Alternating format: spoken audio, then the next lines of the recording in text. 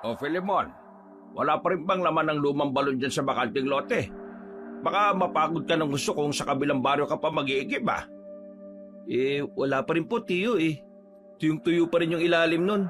At mukhang magkakaroon lang ng laman yon kapag muling umulan. Ito talagang mahirap dito sa baryo natin no? Kapag sobrang tag-init, wala rin tayong magagamit na tubig. Mabuti pa sa kabilang layon Hanggang ngayon, may mga laman pa yung balon doon. Sa ilog, nasubukan mo na bang magukay ng pansamantalang balon doon? Kahapon po, pero hindi basa ang buhangin Kaya nasisiguro kung walang tubig doon. Ay nako, ang hirap talaga. Ano kayo nang gagawin natin? Alam nga namang magukay tayo dito ng bagong balon. Tsak na mag-aaksaya lang tayo ng pawis at oras natin. Susubukan ko na lang po sa kabilang baryo, Tiyo. Hindi bali ng malayo basta sigurado makakaigib ako ng tubig. Hindi naman siguro nila ipagdadamot ang kanilang tubig sa atin no? Abay oo naman. Grasya mula sa Diyos ang tubig kaya hindi dapat nila gagawin yan. Hindi nila alam kung anong karma ang maaaring bumalik sa kanila kapag naging madamot sila sa tubig. Sige po, bukas ng madaling araw po, aalis ako para magigib doon. Kapag ganitong oras kasi, pinipilahan ng mga tao yung balon Tsak na wala rin ako makukuha ng tubig. Maghihintay pa ako ng ilang oras bago mapuno yung sisidlan natin. Ay mabuti pa nga. Sabihan ko na lang si Santino na samahan ka. Puro laro lang naman yung inahatupag ng batang yun siya, mas maganda niyan siya ang pagbitbitin mo ng isang balde para mabanat yung butot kalamnan niya. Kayo po bahala, Tiyo. Ayos lang naman po sa akin kung mag-isa akong tutungo ron. Hindi ako natatakot sa daan. Basta, iba pa rin yung may kasama ka.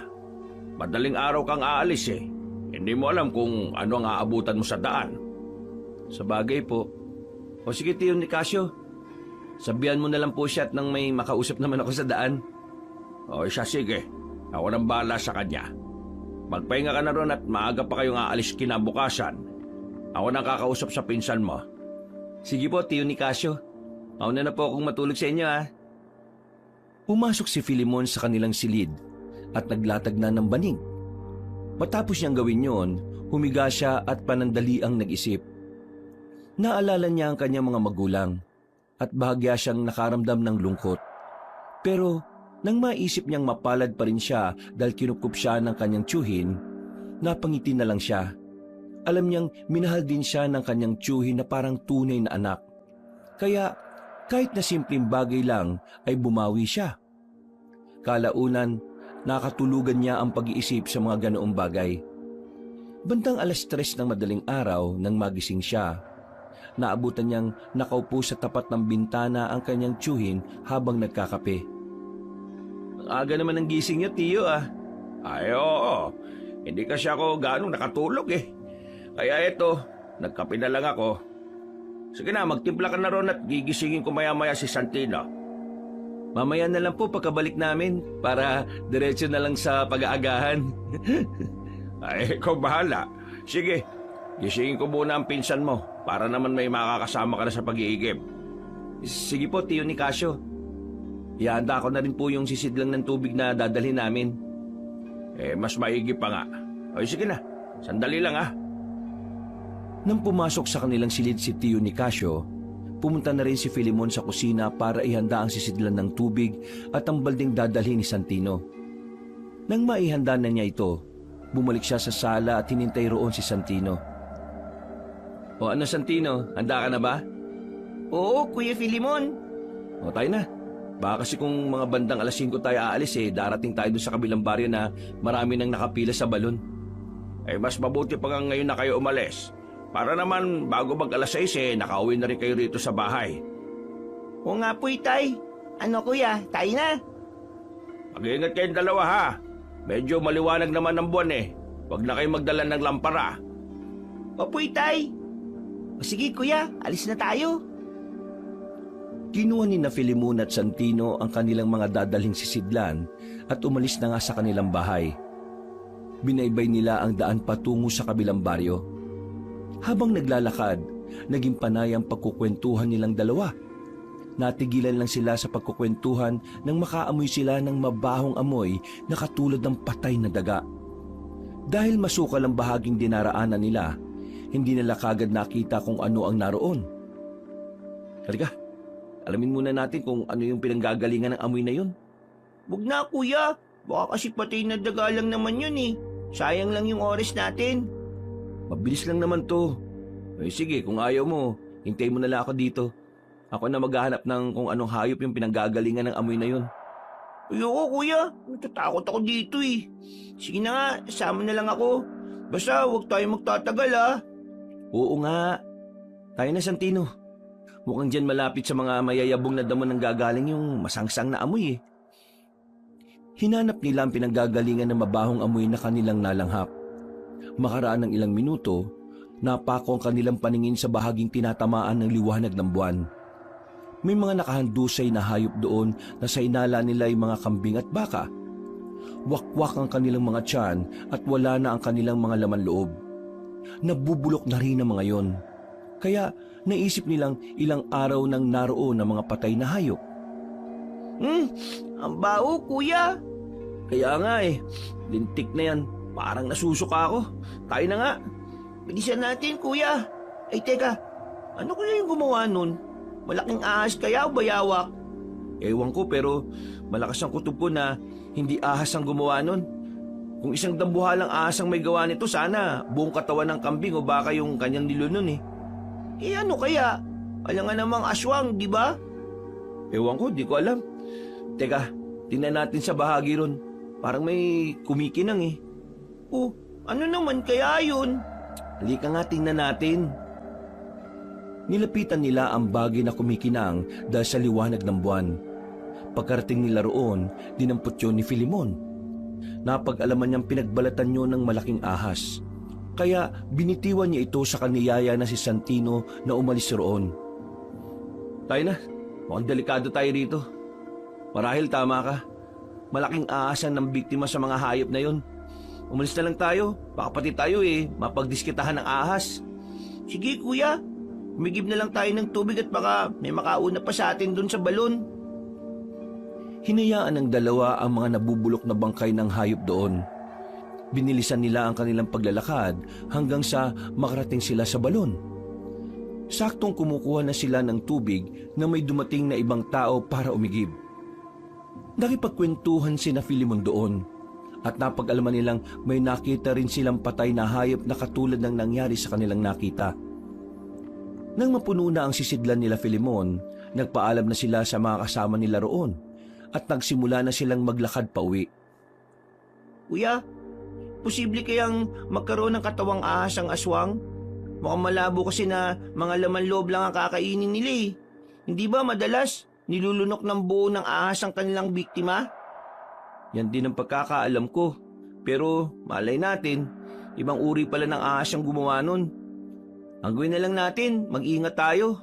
Baka mamaya makasalubong natin yung ahas na yun at pati tayo maging biktima niya.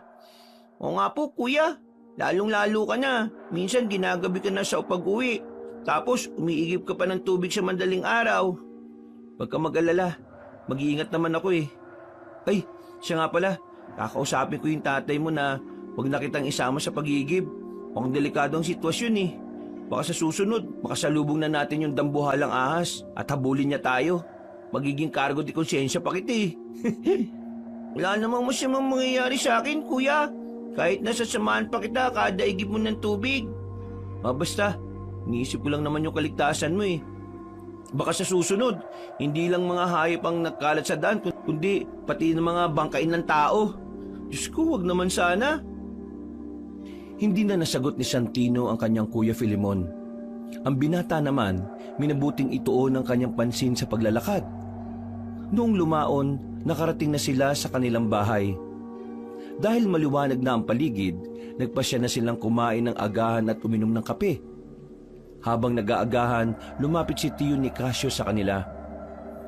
Tay, alam niyo po ba, may nakita kami kaninang mga patay na hayop malapit sa mayabong na damuhan. Ano naman ang may gawa nun? Marami ba? Ilang katawan lang naman po ng kambing at baka. Hindi talaga namin alam kung ano may gawa nun eh. Pero Malakas ang aming kutob na malaking ahas ang pumatay sa mga yon para maging pagkain. Paano nyo naman nasabi? Sana kung talagang ahas yun, dapat mga buto na lang ang nakita nyo. Niluluno kasi ng buo ng ahas yung kanilang biktima eh. Alam naman nyo yun, hindi ba? Pero may nakita po kaming pinagbalatan ng ahas doon. Malaki siya. Halos kasya nga siguro yung katawan ko doon eh. Diyos ko, ano na nangyayari sa bayan natin? Tagtuyot na nga, may mga ahas pang gumagala para mambiktima. Ay nako, wag naman sanang umabot sa oras na magkaroon din ng malawakang tagutom. Baka magpatayan na mga tao para lang may makain. Yan nga rin po ang inaalala ko eh. Mas maigi siguro kung ngayon pa lang maganda na tayo, Tiyo. Ay sige, mabuti pa nga. Para kung sakaling wala nang ganong makain hindi tayo magugutom. May naipon pa akong pera dyan. Bibili tayo ng sako ng bigas para maging handa tayo. Sige po, idadagdag ko na rin po yung ipon ko para hindi tayo kukulangin. Pagkatapos kumain ni na Filemon, binasag niya ang kanyang alkansya at ibinigay ang kanyang pera sa kanyang tiyuhin. Nagpunta naman sa bayan si Tiyo Nicasio para bumili ng 3 sako ng bigas. Nung sina Filemon na lang at Santino ang naiwan sa bahay, nagpasya silang isalin sa tapayan ng kanilang mga inigib na tubig at nang makapunta ulit sila sa kabilang baryo para mag-igib. Pero bago sila umalis, hinintay na muna nilang makabalik si Tiyo Nicasio. Si Filemon pa ang bumuhat ng mga sako ng bigas at inuwi sa kanilang bahay. Matapos yun, nagpahinga siya ng kaunti, saka nagpasya na silang magpaalam. Tiyo Nicasio, siguro mas mabuti kung ako na lang po mag-isang mag-iigib ng tubig. Oh, bakit naman? May problema ba? Inaaway ka ba ng pinsan mo? Ay, hindi naman po. Naisip ko kasing delikado na panahon ngayon eh. Baka mamaya makasalubong namin yung dambuhalang ahas at baka ano pa yung mangyari sa kanya. Kung hindi ako sasama sa iyo, kuya, paano kung may mangyaring hindi maganda sa iyo sa daan? Walang tutulong sa iyo. Isa pa, kaya ko naman ang sarili ko eh. Tama si Santino. Isama mo na siya at nang may katuwang makakausap. Walang masamang mangyayari sa iyo. Malaki ang tiwala ko sa Diyos na hindi niya kayo pababayaan. Sige po, Tiyo, kung yan po ang gusto nyo. Paano? Aalis na kami ni Santino. Baka sakaling makasalok agad kami ng tubig doon at makauwi na ng mas maaga. Ay sige na, balis na kayo. Dalhin nyo na lang yung gasera at itak. Paniguradong gagawin kayo niya sa pag-uwi. Sige po, Tiyo Nicasio. Kinuha ni Filemon sa kanilang kusina ang gasera, posporo at saka yung itak. Pagkatapos nito, ibinigay niya yon kay Santino at siya na ang bumitbit ng mga sisidlan nila ng tubig. Nagpaalam sila kay Tiyo Nicasio at agad na pumunta sa kabilang baryo. Pagdating nila sa balon, nakita nilang napakaraming nakapila roon. Minabuti nilang maghintay na lang nang sa ganon ay may madadala silang tubig sa kanilang pag-uwi. Madilim na ang paligid nang nakasalok sila ng tubig, kaya sinindihan nila ang kanilang gasera kahit na hindi pa napupuno ang kanilang mga sisidlan. Kuya, paano na to? Naabot na tayo ng dilim. Bilisan lang natin ang paglalakad ha. Kasi kung ano pa yung makasalubong natin eh. Mamaya, baka may nakaharang palang malaking ahas sa dadaanan natin. Sige lang, may panlaban naman tayo eh. Isa pa, di naman siguro lalabas ngayong gabi yung ahas na yun. Kapag busog sila, bumabalik sila sa kuta nila eh. At doon nagpapatunaw ng kinain nila. Lalabas na lang ulit sila kapag nagutom na. Ah, ganun po pala yun? Oo, nabasa ko yan dati sa isang libro. O sige na, tayo na't puno na yung mga sisidlan natin ng tubig. Sige, Kuya Filemon. Ikaw nang mauna at mabigat yung dala mo eh. Huwag kang magalala, tataas ko na lang yung kasera para makita mo pa rin yung unahan mo. Oo, mas mabuti nga yan. O sige na, umuwi na tayo. Nung nagsimula na silang maglakad, nagpakwento si Santino kay Filemon patungkol sa kanyang mga magulang. Magiling namang nagkwento ang binata at isinalaysay niya ang lahat ng kanyang naalala patungkol sa kanyang ama't ina. Nasa kalagitnaan na sila ng kanilang paglalakad nang makaamoy sila ng malansa. Nagkatitigan sila at pareho silang nagtanong kung ano ang pinanggalingan ng amoy na yon. Yan na natin yan. Umuwi na lang tayo at paniguradong hinihintay na tayo ng tatay mo. Oo nga kuya, magtataka yun kung bakit ganitong oras na tayo nakauwi eh. Paano ba naman? Maraming mga taong nakapila sa balon. Mabuti nga't may nasalok pa tayong tubig eh. Kaya nga eh. Di bale, kahit mahirapan tayo sa pag-iigib, ang importante, may bigas na tayo ron. Kahit 5 buwan pang maging ganito ang ating sitwasyon, hindi tayo magugutom. Pero nakakapagod po ang magigib. Buti sana kung merong mga agimat tayo. Tsaka na hindi tayo makakaramdam na kahit na kaunting pagod, di ba? Anong agimat ka riyan? Kalokohan. Sa mga pelikula at kwento lang yan, ano? Mas maniniwala pa ako sa mga aswang kaysa dyan eh. Pero alam mo kuya, naniniwala ako sa mga agimat na yan. May mga kinuwento kasi yung mga kaibigan ko sa akin patungkol dyan eh. Santino, basta't wala kang nakikitang patunay, huwag kang maniwala. Lahat ng mga kwentong walang pruweba, nagiging opinyon na lang yan. Eh bakit? Napatunayan mo na ba na may aswang kuya kaya naniniwala ka? Hindi nakasagot si Filimon. Ipinagpatuloy nila ang kanilang paglalakad hanggang sa makarating sila sa kasukalan kung saan nila nakita ang mga nabubulok na katawan ng mga hayop. Binilisan nila ang paglalakad para makaalis kagad doon. Nung ilang metro na ang kanilang layo, napalingon pa si Filimon. Napalunok siya ng kanyang laway nang may makita siyang nilalang na mabilis kong gumalaw. Sa hindi niya inaasahan, munti ka na siyang matisod. Mabuti na lang nagawa niyang ibalanse ang kanyang katawan. Bakit kuya? May problema ba? Bakit natisod ka? Halika nga rito, Santino. Lapit mo yung gasera at may gusto na ako makita. Ano yung nakausli sa dinaanan mo? Sandali kuya. Ha? Hindi. Katawan ng tao. Sariwa pa yung dugo, oh. Ibig sabihin, bago lang siya pinatay. Sino kaya may gawa niyan kuya? Wakwakan siya no? Parang kinagat ng isang dambuhalang hayop. Hindi aasang may gawa nito. Paniguradong may aswang na gumagala rito sa baryo natin. Tayo na, Santino. Kailangan na natin makauwi kagad. Maging si Santino ay nataranta dahil sa kanilang nakita. Ipinasukbit na sa kanya ni Filimon ang itak at nagsimula ulit silang naglakad. Habang papalapit sa kanilang baryo, naging panay ang paglinga nila sa paligid. Ano ba nangyayari sa iyo kuya? Hintay mo ako uy. Saka na natin pag-usapan yan.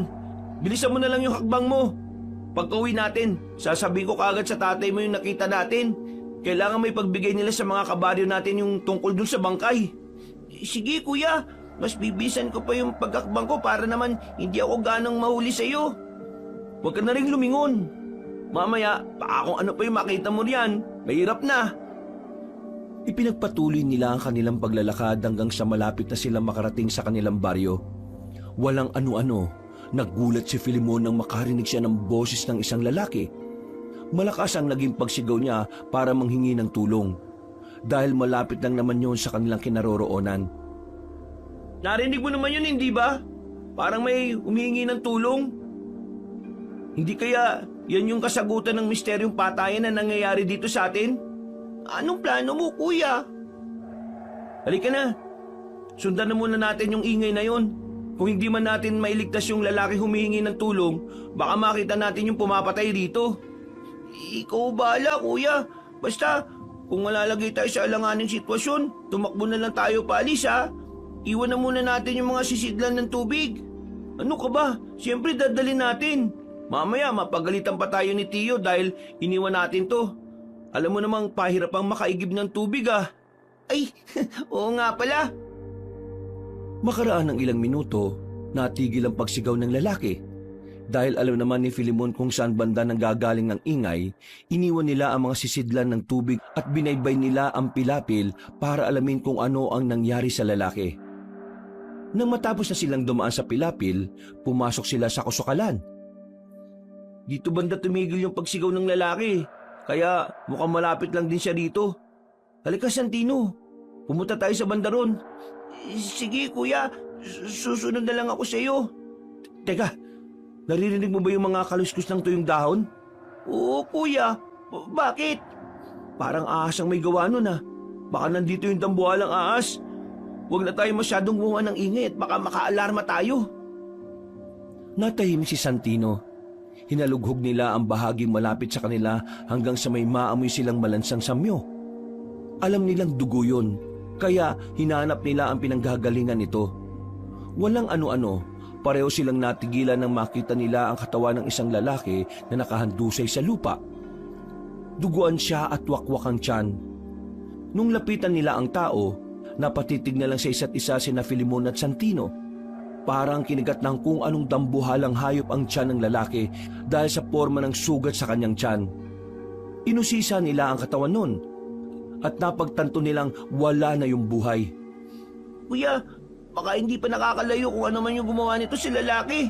Oo nga, kaya huwag ka nang lalayo sa akin ha, diyan ka lang. Magmatsyag ka na rin sa paligid at baka sinusugod na pala tayo. Oo kuya, itinaas ko na nga ng gusto itong gasera para mas malapad ang masasakop na liwanag nito eh. Teka, may mga buhok ng tao malapit dito sa bangkay ng lalaki ha. Mahaba at parang makakapal. Hindi ito buhok ng isang tao. At kung may buhok yung umatake sa lalaki, sigurado na hindi siya isang ahas. Ano naman yung posibleng gumawa nito kuya? Yan ang hindi ko rin alam. Iisa lang ang nasisiguro ko. Hindi taong gumawa nito at hindi rin isang ahas. Tayo na kaya kuya, ilang minuto na tayo nandito eh. Baka may magnakaw pa ng tubig na naiwan natin sa daanan. Teka, sandali lang. Huwag muna tayong umalis. Tumimik ka nga muna at magmatsyag tayo sa paligid. Sinunod ni Santino ang sinabi ni Filemon. Habang nagmamatsyag sila sa paligid, naging panay ang lingon ni Filemon. Napapasinghot na rin siya sa hangin hanggang sa may maamoy siyang malansa. Makaraan ng ilang minuto, may napansin silang bahagi roon na parang dinaanan ng isang dambuhalang ahas. Napatakbo malapit doon si Filemon at tinawag niya si Santino para lumapit doon. Nang nakalapit na ang kanyang pinsan, hiniram nito ang gasera at inilawan ng isang ugat na nakausli.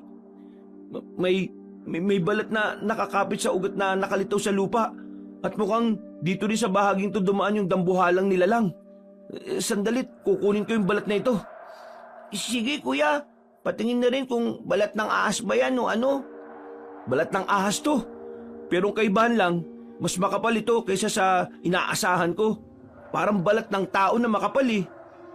Ewan ko ba kuya, naguguluhan na ako. Hindi ko alam kung anong nandirito at nambibiktima.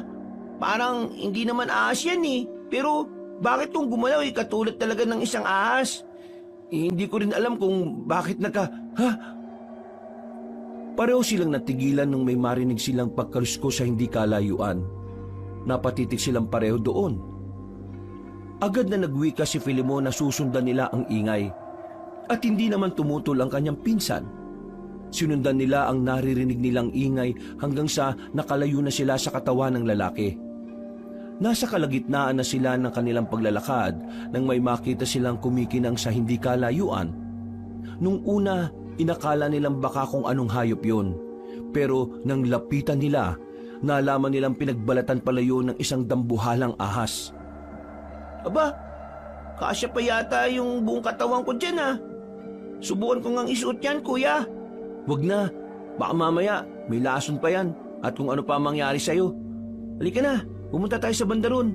Doon patungo yung daanan na parang naging daanan ng ahas eh. Ikaw ang masusunod kuya, tayo na. Teka, parang papunta sa paanan ng bundok tong dinaanan ng ahas na to ah. Anong pinaplano mo ngayon kuya Filemon? Huwag mong sabihin na susundan ko yung daanang ito kahit na patungo pa ito sa bundok. Hindi ako titigil hanggat hindi ko nalalaman kung anong totoo eh. Malapit lang naman dito sa atin yun. Babalik din ako kagad. Sige na Santino, umuwi ka na sa atin at pabayaan mo na lang ako dito. Hindi kuya, sasamahan kita. Baka mamaya kung paano ka, walang mag-aalalay sa'yo. Pero baka pagalitan ka na ni Tiyo eh. Kung papagalitan niya ako, paano ka naman? Mas magagalit yun sa gagawin mo eh.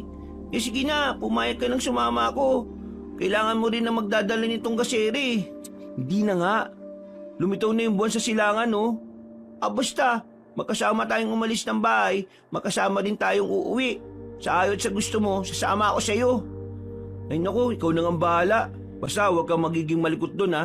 Mamaya, maingkanto pa tayong dalawa dahil sa kalikutan mo. Huwag kang mag-alala kuya, magpapakabait ako. O sige tayo na. Baka makalayo pa yung gumawa ng kaluskos na narinig natin. Malapit na nating malutas ang hiwagang to. Kaya hindi na natin dapat pampalagpasin to. Dahil sa sobrang kuryosidad na magpinsan, sinundan ni na Filimon at Santino ang dinaanan ng ahas. Habang naglalakad sila, naging alerto sila sa kung anumang posibleng humarang sa kanilang daraanan. Wala naman silang ibang narinig sa loob ng gubat na yon, kung hindi ang mga huni ng kulisap. Dahil lumihina na ang pagkaluskos na kanilang narinig, nagkaroon sila ng duda na baka nakalayo na ang aswang. Gayunpaman, nagpatuloy pa rin sila sa pagsunod dito hanggang sa tuluyan na silang nakarating sa paanan ng bundok. Malayo na tayo sa baryo natin. Mukhang mahirapan na tayong makahingi ng tulong kung sakali. Huwag ka matakot. Wala namang masamang mangyayari sa atin dito eh. Mag-ingat naman tayo, tsaka pagdasal na lang tayo. Sana nga, Kuya Filimon. Baka kasi kung huwag kang mag-isip ng negatibo. Tayo na. Mukhang malapit na tayo sa hinahanap natin. Nawala na yung pagkuluskus eh. Pero kahit papano, may mga damo namang nakahiga. Kaya malalaman pa rin natin na naging daanan yun ng hayop. Ayun, Kuya. Mukhang doon banda dumaan yung sinusundan natin. Sandali, makiramdam muna tayo. Parang may naririnig akong nag-uusap eh. Baka ibang tao to. Ano kaya kung yan na muna yung tingnan natin? Panigurado malapit lang sila rito. Pwede rin naman. Tayo na. Baka mamaya nasa panganib na rin pala sila. Kailangan nila ng tulong natin. Ihanda ko na lang tong itak para kung sakaling may aatake talaga, may panlaban tayo. Sige, Kuya Filimon. Mas mabuti pa nga. Hinalugog nila ang buong gubat doon. Dahil nasa paanan sila ng bundok at maraming mga ligaw na mababangis na hayop, naging maingat ang magpinsan sa kanilang paglalakad. Nasa kalagitnaan na sila ng kanilang paghahanap sa nagkukwentuhan nang may makita silang bato roon na halos kasing laki ng kanilang bahay. Pareho silang kinutuban na doon nagmumula ang pag-uusap, kaya marahan silang tumakbo palapit sa bahaging yon. Patayin mo na yung gasera para hindi tayo mahalata. Tumatama na rin naman dito yung liwanag ng buwan eh. Sige, Kuya. Gagawin ko yan. Maging alerto ka rin ha. Hindi natin alam kung ano nandyan. Baka mamaya, mga aswang pala yung nag-uusap sa likod ng malaking bato na yan. Habang papalapit sila roon, napansin nilang garalgal ang boses ng mga nag-uusap. Nakaamoy na rin sila ng kakaibang lansa at parang sobra pa yun sa amoy ng isang ahas. Sinubukan nilang tingnan ang anino ng mga naroroon, pero parehong nagtaka sina Filimon at Santino nang makita nilang parang may dalawang anino ang malaking sanga na naroon. Nung tuluyan na silang nakalapit sa likuran ng malaking bato, narinig nila ang pag-uusap ng mga naroon. Sinabi ko naman sa iyo na huwag sa pinakamalapit sa baryo. Alam nga naman pupunta ako sa mga kabilang probinsya. Marami naman pagkain dito. At parang wala nga silang pakialam dun eh. Kahit na, inisip mo na lang sana yung kaligtasan natin. Mamaya, pati mga magiging anak natin baka mapahamak dahil sa ginawa mo. Huwag mo na nga akong sisihin. Pareho naman tayong nabubusog ah. Natatakot lang ako para sa ating dalawa. Hindi ko kaya kung may mangyaring masama sa'yo. Tayo na lang natitira sa lahi natin at kailangan hindi natin sila biguin. Hindi mangyayari yan. Hanggat may pagkain tayo, hindi tayo manghihina. Mas madali tayo makakapagparami. Hindi na nga ako makapaghintay na mapipisa yung itlog ko na nasa kabilang bahagi ng bundok na to. Basta. Kailangan pa rin natin mag-ingat. Mamaya baka may mga tao tayo makaharap na meron palang kakayahan na labanan tayo. Oo na, Romulo. Busog pa naman tayo, hindi ba? Magpalimig na muna tayo at hintayin nating mapisa yung isang anak natin. Kapag nangyari yon, mahihirapan ng mga tao na patayin tayo. Tama ka riyan, Hernanda. Sige na, magbilad na lang muna tayo sa liwanag ng buwan para mas maging malakas tayo. Nang makarinig na sina Filimon at Santino ng pagkaluskos na papalayo, nagkaroon sila ng lakas ng loob para silipin at alamin kung sino sina Hernanda at Romulo. Pagkasilip nila roon, parehong napako ang magpinsan sa kanilang pwesto. Hindi nila inakala na ang kanilang masasaksihan ay higit pa sa kanilang iniisip. Nakita nila ang dalawang nilalang na papalayo sa malaking bato. Parehong may katawan ng ahas sa mga yon.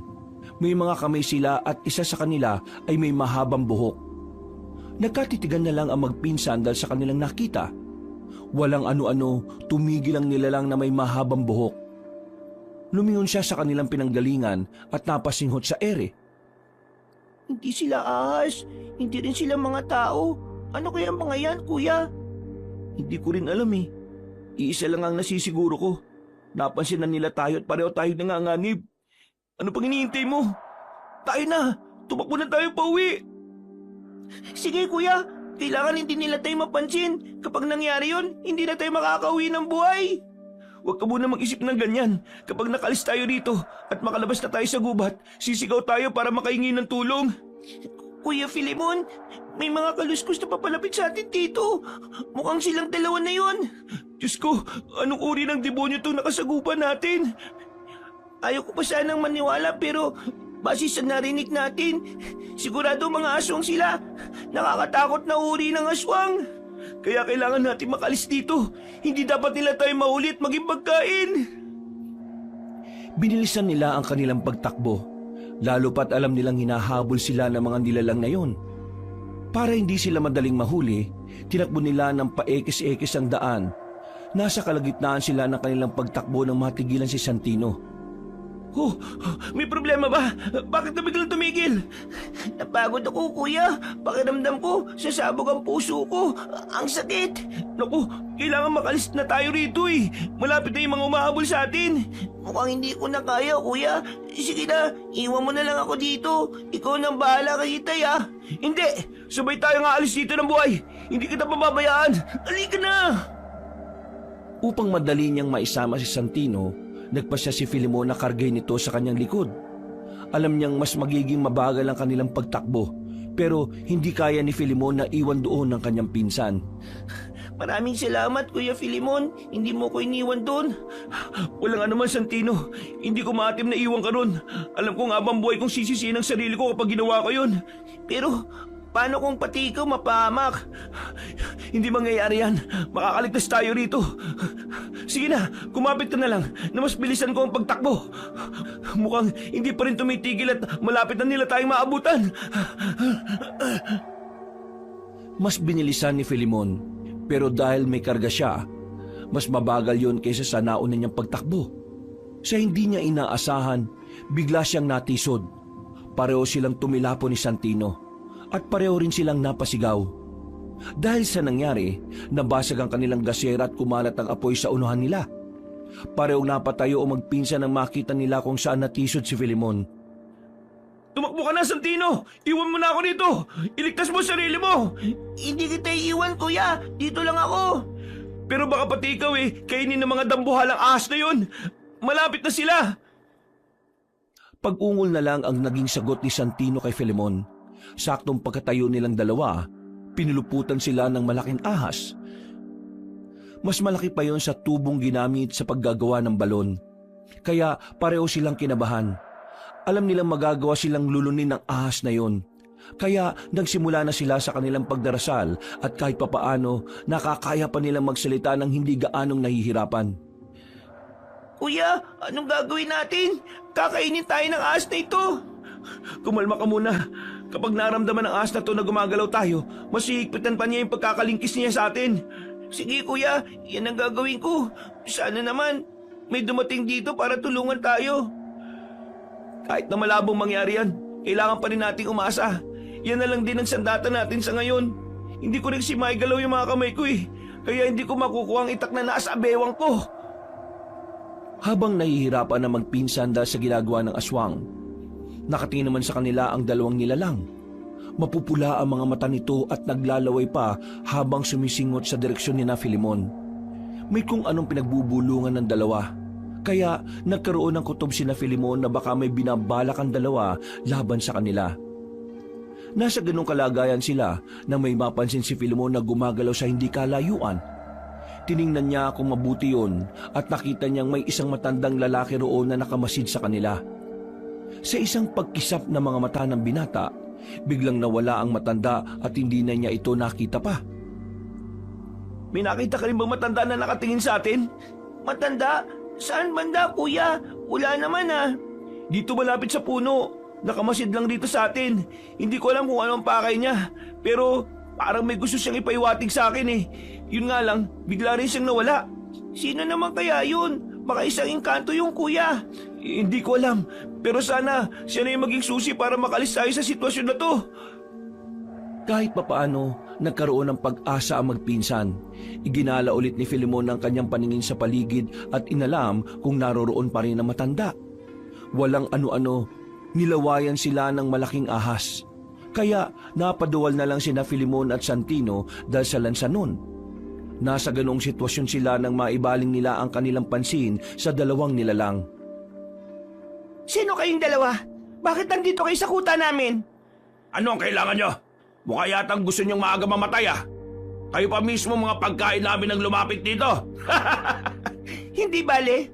Panonoorin na lang namin kayong mamatay dyan. Pero kapag pinakawalan kayo ng kaibigan namin, alam mo na kung anong ibig sabihin yun, Romulo. Tayo ang kakain sa kanila. Hindi mangyayari yan. Alam kong merong magliligtas sa amin. Huwag kang umasa. Mabibigo lang kayo. Natigilan na lang silang lahat nang may marinig silang pagtawag sa hindi kalayuan. Pinakinggan ng mabuti yon ni Filemon at nalaman nilang boses yon ng kanyang tiyo ni Casio. May narinig din silang ibang boses na sumisigaw, kaya naisip niyang mga kasama yon ng kanyang tiyuhin. Ha?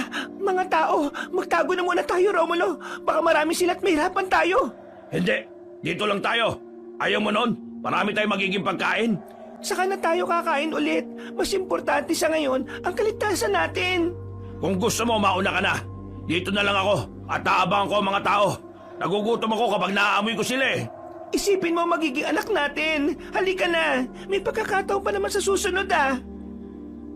Dahil sa pamimilit ng babae sa kanyang asawa, nakumbinsi niya ito at sabay silang umalis. Nang wala ng dalawa, ibinuka ng malaking ahas ang kanyang bunganga at naganda na ito para kainin sila. Noong lulununin na sana nito sina Filemon at Santino, biglang dumating si tiyo ni Casio na may hawak na sulo at itak. Kasama niya ang 10 kalalakihan na kanayo nila. Filemon, ano nangyari? Bakit kayo napunta rito? Saka na kami magpapaliwanag, tiyo. Kailangan muna namin makawala rito. Tulungan niyo po kami, tay. Mas umihigpit na yung pagkakapulupot sa amin ng ahas na ito. Ang kasama, lapitan natin ang ahas na yan at patayin. Mag-iingat kayo, tiyo. Malakas ang ahas na to. Kami nang bala. Sige na mga kasama, patayin natin ang ahas na ito at katayin natin pagkatapos. Paniguradong marami-rami pulutan nito. Bukas, buong araw tayong iinom ng tuba. Sagot ko! Pinagtulungan tagain ng mga tao ang malaking ahas. Nabitiwan naman ito sina Filemon at Santino, kaya pareho silang napalumpasay sa lupa. Dahil sa ginawa sa kanila ng ahas, nang hina silang dalawa. Pinanood na lang nila sina tiyo ni Casio habang nilalabanan ang malaking ahas. Kalaunan, dahil sa dami nila, naging mabilis ang paghina ng aswang. Napuno ng sugat ang kaniyang katawan hanggang sa tuluyan siyang namilipit habang nakahandusay sa lupa. Noon din, inundayan siya ng pagtaga ng mga tao. Hinati nila sa napakaraming parte ang katawan ng ahas. Maraming salamat sa inyo, tiyo ni Casio. Kung hindi dahil sa inyo, baka nasatya na kami ng malaking ahas na yan. Teka, bakit pa nga ba kayo napadpad rito? Ano nangyari? May sinundan po kasi kami rito. Nakala namin na ang malaking ahas yun. May nakita kasi kaming kaninang bangkay ng tao tapos wala mga laman loob. Nang may marinig kaming kaluskos at may nakitang daanan ng ahas patungo dito, hinanap namin yun. Pero higit pa sa ahas ang nakita namin rito, muntikan na rin nila kaming mabiktima. Anong ibig yung sabihin dalawa na higit pa sa ahas? Anong nakita nyo dito sa paanan ng bundok? Hindi sumagot kagad ang dalawa. Napako ang kanilang paningin sa hindi kalayuan. Ilang sandali pa, itinuro ni Santino ang bahaging pinagmamasdan nila. Napanganga na lang si tiyo ni Casio nang makita nila ang dalawang malaking ahas na ang kalahating katawan ay sa tao. Kasama! Mga aswang yon! Mga buraw-buraw! Anong gagawin natin, tiyo? Lalabanan natin sila. Ang mga kagaya nila ay hindi dapat naninirahan dito sa bundok. Delikado para sa atin ang kanilang presensya. Pero malalakas sila at mababangis. Oo nga't malakas sila. Pero marami tayo. Kakayanin nating matalo ang mga buraw-buraw na yan. Napatango na lamang si Filemon habang pinagmamasdan niya ang mga papalapit na mga nilalang. Doon niya naisip na may mga ganong uri pala ng aswang. Kinabahan siya sa kung anumang posibleng mangyari. Pero sinikap niya ang makatayo at hinugot ang kanyang itak. Maganda kayo. Filemon, protektahan mo ang pinsan mo kahit ano pa man ang mangyari. Sige, Tio Nicasio. Hindi ko pababayaan si Santino. Santino, dito ka pumeso sa likod ko. Nandyan na ang mga buraw-buraw. Huwag kayong panghinaan ng loob. Kaya natin sila. Anong gagawin namin? Baka mahirapan tayong patayin ng mga aswang na yan. Sikapin natin pugutan sila ng ulo. Isa yan sa paraan para mapatay ang mga buraw-buraw. Kung sa katawan nila tayo tataga, kusang hihilom lang ang kanilang sugat. Sige, Tio Nicasio. Nang makalapit na sa kanila ang dalawang aswang, nakipaglaban sila sa mga ito. Ilang beses nilang sinubukang tagain ang mga buraw-buraw. Pero dahil maliliksi ang paggalaw ng mga nilalang, puro daplis lang sa katawan ang natanggap ng mga yon mula sa mga tao. Romulo, mabubusog tayo nito. Marami ang nakahain sa ating pagkain. Oo, asawa ko. Nakakatuwa silang tingnan. Kahit anong gawin nila, hindi nila tayo matatalo. Nag-aaksaya lang sila ng kanilang lakas. Huwag kayong makampante. Baka yan ay kapahamak ninyo. Aba, tatapag-tabakan ka na ngayon ha, dahil may kasama ka. Kanina parang maiihi ka na sa salwal eh. Dahil ibinaling ng dalawang buraw-buraw ang kanilang pansin kina Filemon at Santino, hindi nila napansin ang paglapit sa kanila ng mga tao. Ilang beses na sinubukan ng mga taga-nayon na tagain ng mga aswang, pero gaya ng sabi ni Tio Nicasio, naghihilom lang ng kusa ang mga sugat nito. Sa hindi inaasahan ng mga tao, bigla silang hinagupit ng mga buntot ng dalawang aswang. Nagsitilapon sila at nabitiwan nila ang kanilang mga itak. Filemon, tumakas na kayo ni Santino. Iligtas mo ang pinsan mo. Pabayaan mo na kami rito. Hindi, tutulong ako sa inyo. Baka kaya natin patayin ang mga aswang na yan. Hahakbang na sana si Filemon para lapitan ng lalaking buraw-buraw, pero biglaan itong gumalaw. Sinunggaban noon ng tatlo ng mga taong kababangon pa lang at kinain nito ang kanilang kalahating katawan. Napasigaw na lang si Santino nang makita niya kung paano bumagsak sa lupa ang pang-ibabang bahagi ng katawan ng mga kanayo nila. Walang ano-ano, hinarap ng babaeng aswang sina Filemon. Nanggigigil ako sa inyo. Ang bango ng laman ninyo at nakakauhaw ang dugo ninyo. Sige, sumugod kayo rito sa amin. Tingnan natin kung hindi kita pugutan ng ulo. Bago mo pa magawa yan, papatayin muna kita, babaeng aswang. Bumuelo si Tio Nicasio saka lumundag. Alam ni Filemon na balak ng kanyang tiyuhin na pugutan ng ulo ang nasabing buraw-buraw, kaya sumugod na rin siya para makuha niya ang atensyon ng aswang. Napangisi lang ang nilalang nang makita niyang tatagain siya ng binata. Sa halip na si Filemon ang bibigyan niya ng pansin, napalingon siya kay Tio Nicasio.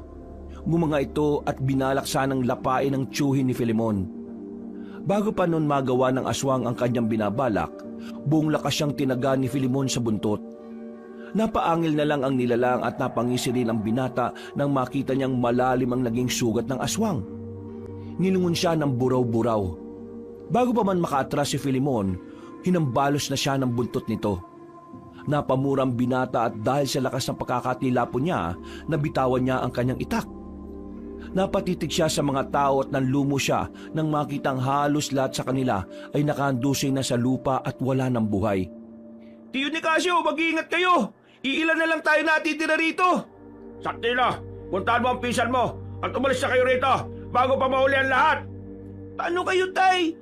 Paano kung anong gawin sa inyo ng buraw-buraw na yan? Huwag mo ako intindihin. Ang importante ay makaligtas kayo. Mahal ko kayong dalawa. Sige na, puntahan niyo ang inyong pinsan. Hindi, lalaban din ako. Sandali, at hahanapin ko lang itak ko. Kung banda sa akin ang dalawang yan. Wag! Bitiwan mo ako! Pakawalan mo ako, buraw-buraw! Sige na, Filemon! Huwag ka na magmatigas! Isama mo na sa magtaka si Santino! Saktong pagkakita niya ng kanyang itak, napasigaw na si Santino. Pagkalingon ni Filemon, nagulat siya nang makitang nakahanda na ang buraw-buraw para lapain siya. Dahil dito, isinalampak niya ang kanyang itak sa bunganga ng nilalang para hindi nito maisara ang bibig niya at hindi siya nito makagat. Noon din, napahiyaw si Santino. Ibinaling naman agad ng binata ang kanyang pansin sa pinsan niya. Kuya Filimon, si tatay, nilalapan ng aswang. Iligtas natin siya. Wala tayong magagawa. Tumakas na tayo rito. Wala tayong laman sa mga buraw-buraw na yan. Kailangan makalis na tayo. Hindi ko iiwan dito si tatay. Kung gagawin mo yan, pati ikaw ay mabibiktima ng mga buraw-buraw. Ayaw ng tatay mo na mapahamak ka. Lumaban na lang tayo ng patayan. Ayun, may itak na tumilapon doon. Sandali, kukunin ko. Wag na nga. Kailangan makalis tayo rito. Habang abala pa ang mga aswang sa pagkain sa mga laman loob ng mga tao. Pero kuya, si tatay, paniguradong kakainin din siya ng mga aswang. Pabayaan na lang natin siya. Ang gusto niya ay tumakas tayo dito. At yan ang ating gagawin. Hinila ng binata ang kanyang pinsan para tumakas. Napalingon pa sila sa mga buraw-buraw at nakita nitong pareho kung paano kainin ng isang aswang ang laman loob ni Tio Nicasio. Napasigaw na lang ng malakas si Santino dahil sa nangyari. Pinakalma naman siya ni Filimon at ipinaliwanag na kailangang hindi sila makagawa ng ingay. Dahil naman sa biglang pagsigaw ni Filimon, napansin sila ng mga buraw-buraw. Nabahala ang magpinsan nang makarinig sila ng pagkaluskos at nang mapalingon sila, nakita nilang hinabol sila ng dalawang aswang.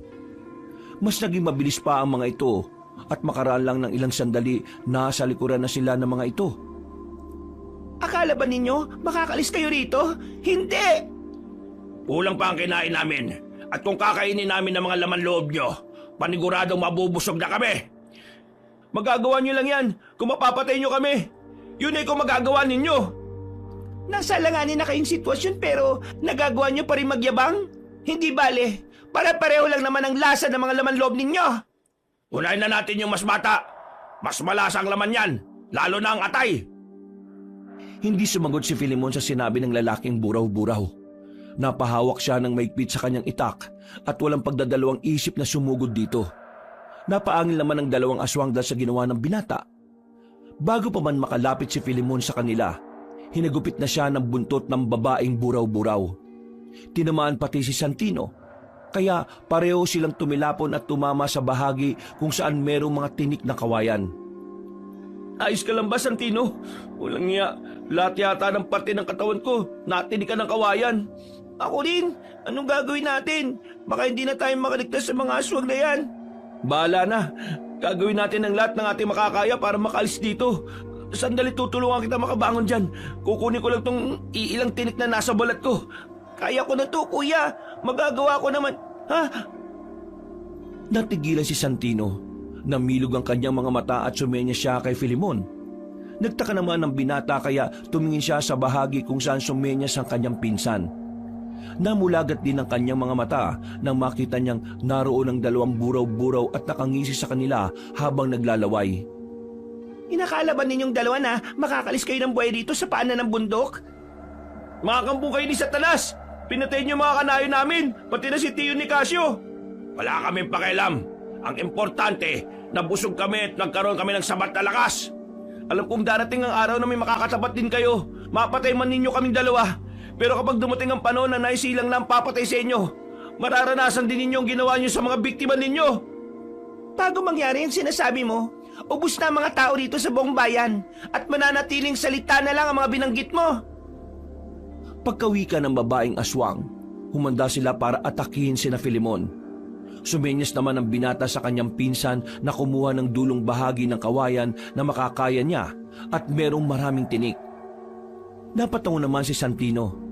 Pagkaraan ng ilang sandali, sinubukan silang sunggaban ng dalawang buraw-buraw. Pagkagat ng aswang kay Filimon, agad niya itong pinalo gamit ang matinik na dulo ng kawayan. Tinamaan ang buraw-buraw at nagawa siya nitong bitiwan. Nang makita naman ng binata na nahihirapan ng kanyang pinsan, dumampot siya ng bato at binito ang aswang. Nabitiwan noon si Santino, kaya gumapang agad sila para makaalis sa bahaging yon.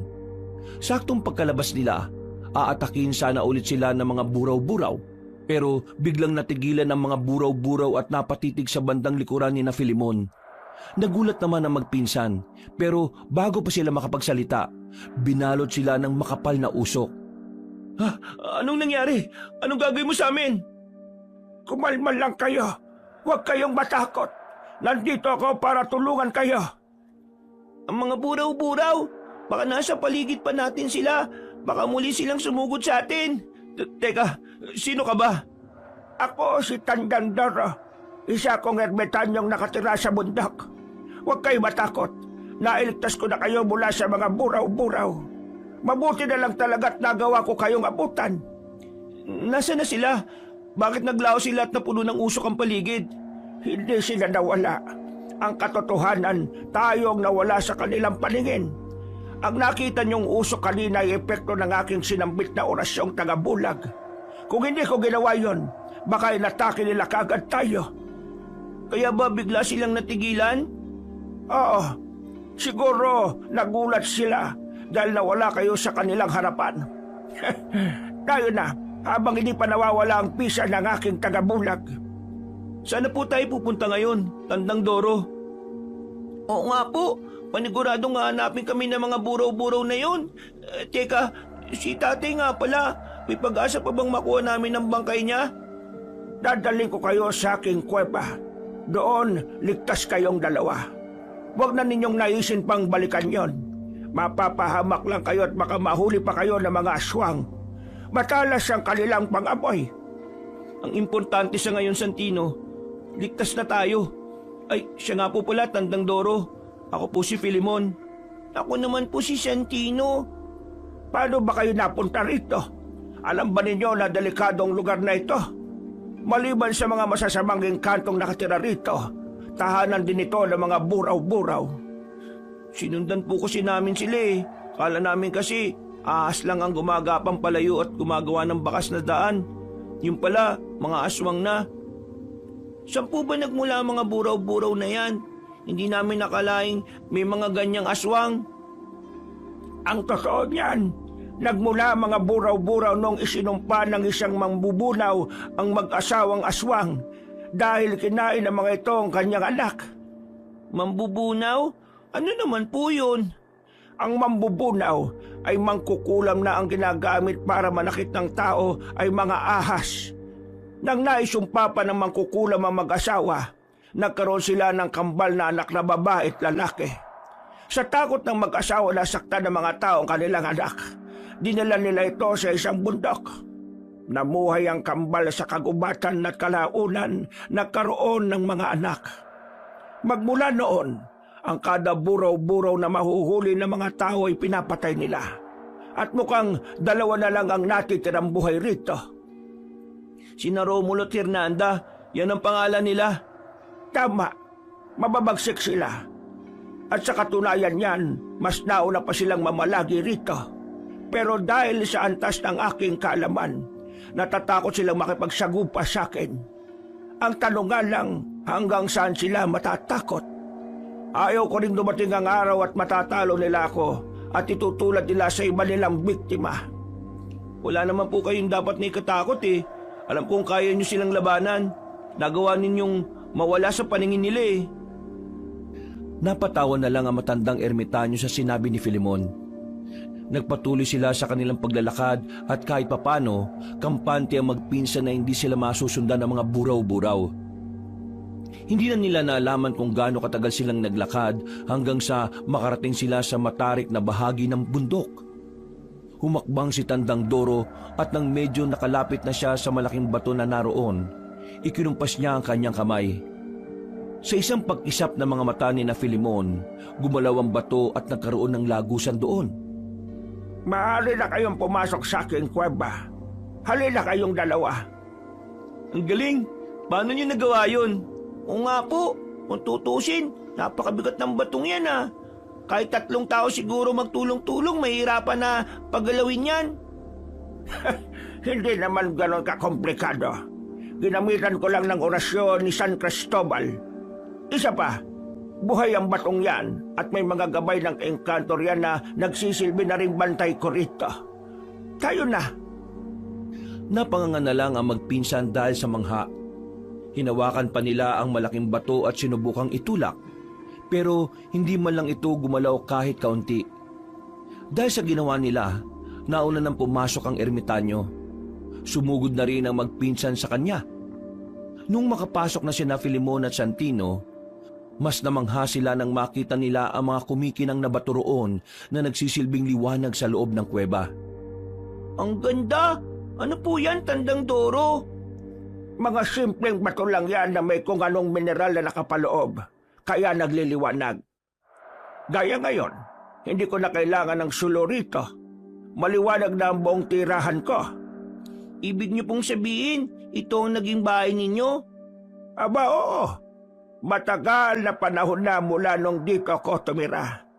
Dito ko na rin nahubog palalo ang aking kakayahan bilang isang ermitanyo. Patawad po, Tandang Doro. Pati kayo inadamay sa gulong to. Pasensya na po kayo riyan kay Santino Maraming tanong eh. Ano ka ba, Filemon? Natural lang naman yan sa mga bata. Isa pa, hindi rin naman ako magsasawang sagutin ang tanong niya. Nakipagkwentuhan si Santino kay Tandang Doro hanggang sa lumaon, nakatulog na siya sa hita ng binata. Hinayaan na muna siya ni Filemon at nang sina Tandang Doro na lang at Filemon ang natitirang gising. Alam mo, Filemon, marami na ang nagtangkang patayin ng mag-asawang buraw-buraw na yan. Pero lahat sila ay nangamatay. Ewan ko nga ba, mukhang mga 30 taon na ang nakakaraan. Bakit po nabigo sila? Hindi ba nila alam ang patungkol sa pagpugot ng ulo ng buraw-buraw? Siguro alam din nila. Pero baka hindi sapat ang kanilang kakayahan para pugutan ng ulo ng mga aswang na yon. Maliliksi sila. At kung mas mabagal kang gumalaw kesa sa normal na paggalaw ng tao, magiging pagkain ka lang nila. Bakit po lumabas ulit yung mga yun? Sa 25 taon ko sa mundong ito, ngayon ko lang talaga sila narinig at nakasagupa. Matagal na silang nandito. Pero sa ibang lugar sila nang bibiktima. Baka nagkataon lang na wala silang naramdamang banta sa mga liblib na nayon dito kaya naisipan nilang dito manalasa. Napakawalang hiya talaga ng mga aswang na yan. Pati ang ama ni Santino, dinamay pa nila. Ikinalulungkot ko nangyari sa kanya. Napakalupit talaga ng mga buraw-buraw na yan. Wala silang awa kung pumatay. Balang araw, makakaharap din nila ang kanilang katapat. Kapag nangyari yun, wala nang matitirang lahi ang mga... Teka, may narinig ako patungkol sa itlog ng buraw-buraw. Nayon sa kanila malapit na mapisa. Isa pa yan sa inaalala ko. Kung kaya ko lang sanang labanan ng harapan ng mga aswang na yan, hindi ako magdadalawang isip na ubusin sila. Bakit hindi po ninyo hinanap yung tao na posible makapatay sa mga aswang na buraw-buraw? Sa totoo lang, nahanap ko na. Kailangan ko lang siyang sanayin para mas maging magaling sa pakikipaglaban. Kung ganun po, puntahan natin siya. Nakahanda rin naman akong tumulong kung sakali Hindi na kailangan, Filemon. Ano pong ibig niyong sabihin, Tandang Doro? Hindi ko na siya kailangang panghanapin dahil kasama ko na siya ngayon. At ikaw yon, Filemon. Ako? Paano po naging ako ang hinahanap niyo? Nararamdaman ko ang kabutihan mo at ang kagustuhan mong ipagtanggol ang mga naaapi. Alam kong biglaan ang pagsabi ko sa iyo nito pero kung hindi ka pa handa, maghihintay na lang ako. Hindi naman po sa ganon. Medyo nag-aalangan lang ako. Kasi baka hindi ko makakaya yung mga buraw-buraw na yun Malalakas sila at maliliksi. Kayang-kaya nila akong patayin ng mabilisan kung gugustuhin nila. Huwag kang mag-alala. Kahit na malakas sila, kaya ko naman silang sabayan. Sandali lang at may kukunin lang ako sa supot ko. Ano ba yan, Tandang Doro? Ito ang mutyang kuko ng isang dambuhalang ahas. Sa aking palagay, malapit nang mag-100 taon ng edad ng ahas na pinagkulan nito. Nahuli ito ng mga katutubo at pinagpasapasa nila ang kukong ito hanggang sa makarating na sa akin. ididikit mo lang yan sa pusod mo at itatali. Paniguradong makakaroon ka ng karagdagang lakas at liksi na kagaya ng isang ahas. Hindi ka rin madaling dapuan ng sakit hanggang nasa sayo ito. Ho? Hindi ko po siguro matatanggap yan. Hindi ako karapat-dapat sa mutya ng kuko ng isang dambuhalang ahas, Tandang Doro. Paano mo naman nasabi? Hindi ang kahit na sinong makakapagdikta kung sino ang karapat-dapat para sa isang mutya. Ang Diyos lang ang nakakaalam. Kaya, sige na, tanggapin mo na ito. Magagamit mo ito kapag nakasagupa mo na ang mga buraw-buraw na yon. Sige nga po, kukunin ko na yan. Maraming salamat po, Tandang Doro. Walang anuman. Teka, ito pala ang pantali na pwede mong magamit. Idikit mo na yan sa iyong pusod. Sige po, gagawin ko yan ngayon mismo. Bukas, kung handa ka na, magsasanay tayo para mapagandaan mo ang mga buraw-buraw. Pero sa ngayon, mas maigi kung pakiramdaman mo muna ang mutya mo. Opo, Tandang Doro. Parang may kuryente na nga pong dumadaloy sa buong katawan ko eh. Parang inaantok ako.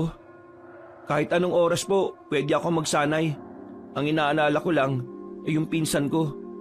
Walang magbabantay sa kanya eh. Natural lang yan dahil naninibago ka. Bukas paggising mo, mapapansin mong madadagdagan ng lakas mo. At dito sa pinsan mo, pwede natin siyang patulugin na lang hanggang sa matapos ang pagsasanay mo. Po? Bakit po? Matagal bang magiging pagsasanay ko? Hindi ko alam. Pero base sa estadong pisikal at espiritual mo, mukhang mabilis kang matututo. Kaya, tsak na hindi aabutin ng 3 buwan ang iyong pagsasanay. Napalunok na lang ng kanyang laway si Filemon. Dahil nakaramdam siya ng antok, nagpasya na rin siyang matulog noon. Agad siyang nakaidlip dahil sa matinding pagod at hindi na niya naisip pa ang patungkol sa nangyaring pag-atake sa kanila ng mga buraw-buraw. Kinabukasan, paggising niya ay nanatili pa rin tulog si Santino. Naisip ni Filemon ang patungkol sa sinabi ng ermitanyo sa kanya. Kaya marahan na lang niyang pinahiga sa sahig ng yungib ang bata. Nang tumayo siya, nakita niya si Tandang Doro na naghahasa ng isang patalim. Nilapitan niyo ni Filemon at tinanong kung may ginawa na ba ang matanda kay Santino na tinanguan naman ito. Ano, Filemon? Handa ka na bang magsanay? Kumpara po sa pagiganti sa mga aswang na pumatay sa tiyuhin ko at sa mga kanayon namin, palagi po akong nakahanda. Kung ganon, tayo na. Iwan na muna natin dito ang iyong pinsan. Paano po si Santino? Baka po kung mapano siya rito. Walang masamang mangyayari sa kanya rito. Babantayan siya ng mga elementong nakatira sa batong nakatakip sa bukanan ng kuweba. Teka, saan po tayong pupunta para magsanay?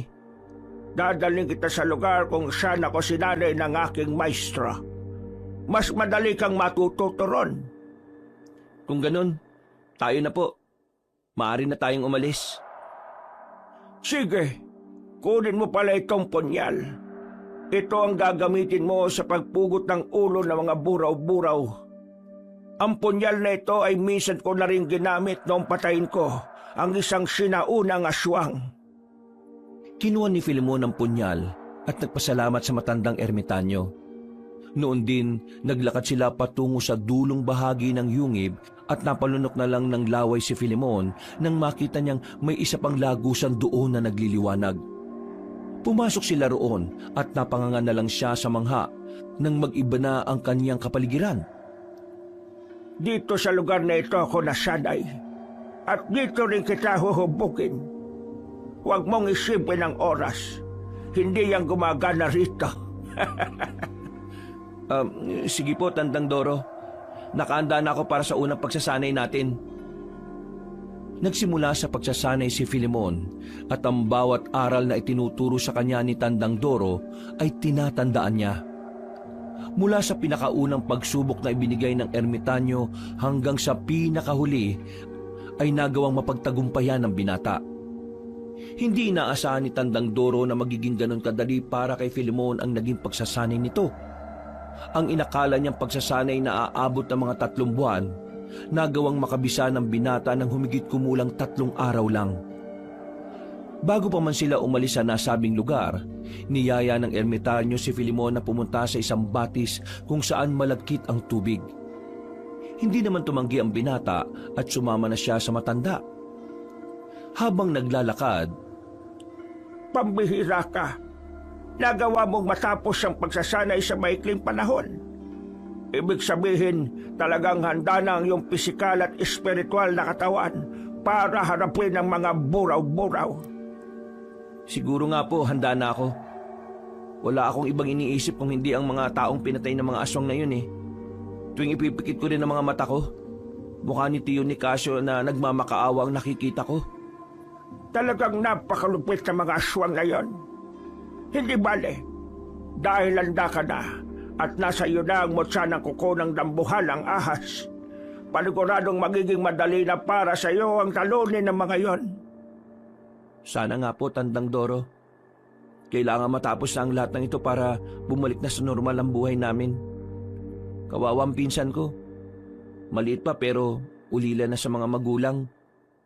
Alam ko naman na hindi mo siya bababayaan. Isa pa, malaki rin ang tiwala ko sa iyo ng iyong tiyuhin.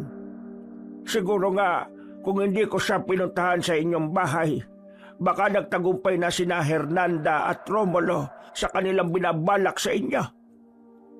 Ang ibig niyo pong sabihin, bumaba ka sa kanayunan para ipagbigay alam kay Tio Nicasio ang nangyari? Oo, at agad din niyang sinabihan ng iba niyang mga kanayon. Siguro, lahat sila ay nabahala ng malaman na aatake na naman ng mga buraw-buraw. Hindi ko alam kung anong mararamdaman ko. Pero marami pong salamat. Utang namin ni Santino ang buhay namin sa inyo. Walang anuman, Filemon. Teka, malapit na pala tayo sa sinasabi kong batis. Bilisan na lang natin ang ating paglalakad at nang makalangoy na tayo riyan. Ano po ba yung epekto ng malakit na tubig sa atin, Tandang Doro? Abay, marami. Kapag ibinabad mo riyan ang iyong katawan, magkakaroon ka ng kabal at kunat. Marami ng mga antingero at mga dibino ang lumangoy dyan at lahat sila'y nagkaroon ng mataas na antas ng kabal. Kung ganun po, susubukan kong lumangoy dyan. Baka sakaling makuha ko rin yung bertud ng kabal na nagmumula dyan. Sige na, sabay tayong lalangoy dyan. Pagkatapos, maaari na tayong makauwi sa yungib. Ay, oo nga pala. Naiwan pala natin doon si Santino. Sige po, gusto ko na rin po makapagpahinga eh. Nang makalapit sila sa batis, naligo sila roon. Lumangoy sila ng halos 15 minutos at nagpasya na ring umahon sa tubig. Sinabi naman ni Tandang Doro na kahit maikling panahon lang ang pagtampisaw sa tubig ng nasabing batis, ay magkakaroon ng kabal ang kahit na sino. Tayo na. Umuwi na tayo at nang makapagpahinga ka.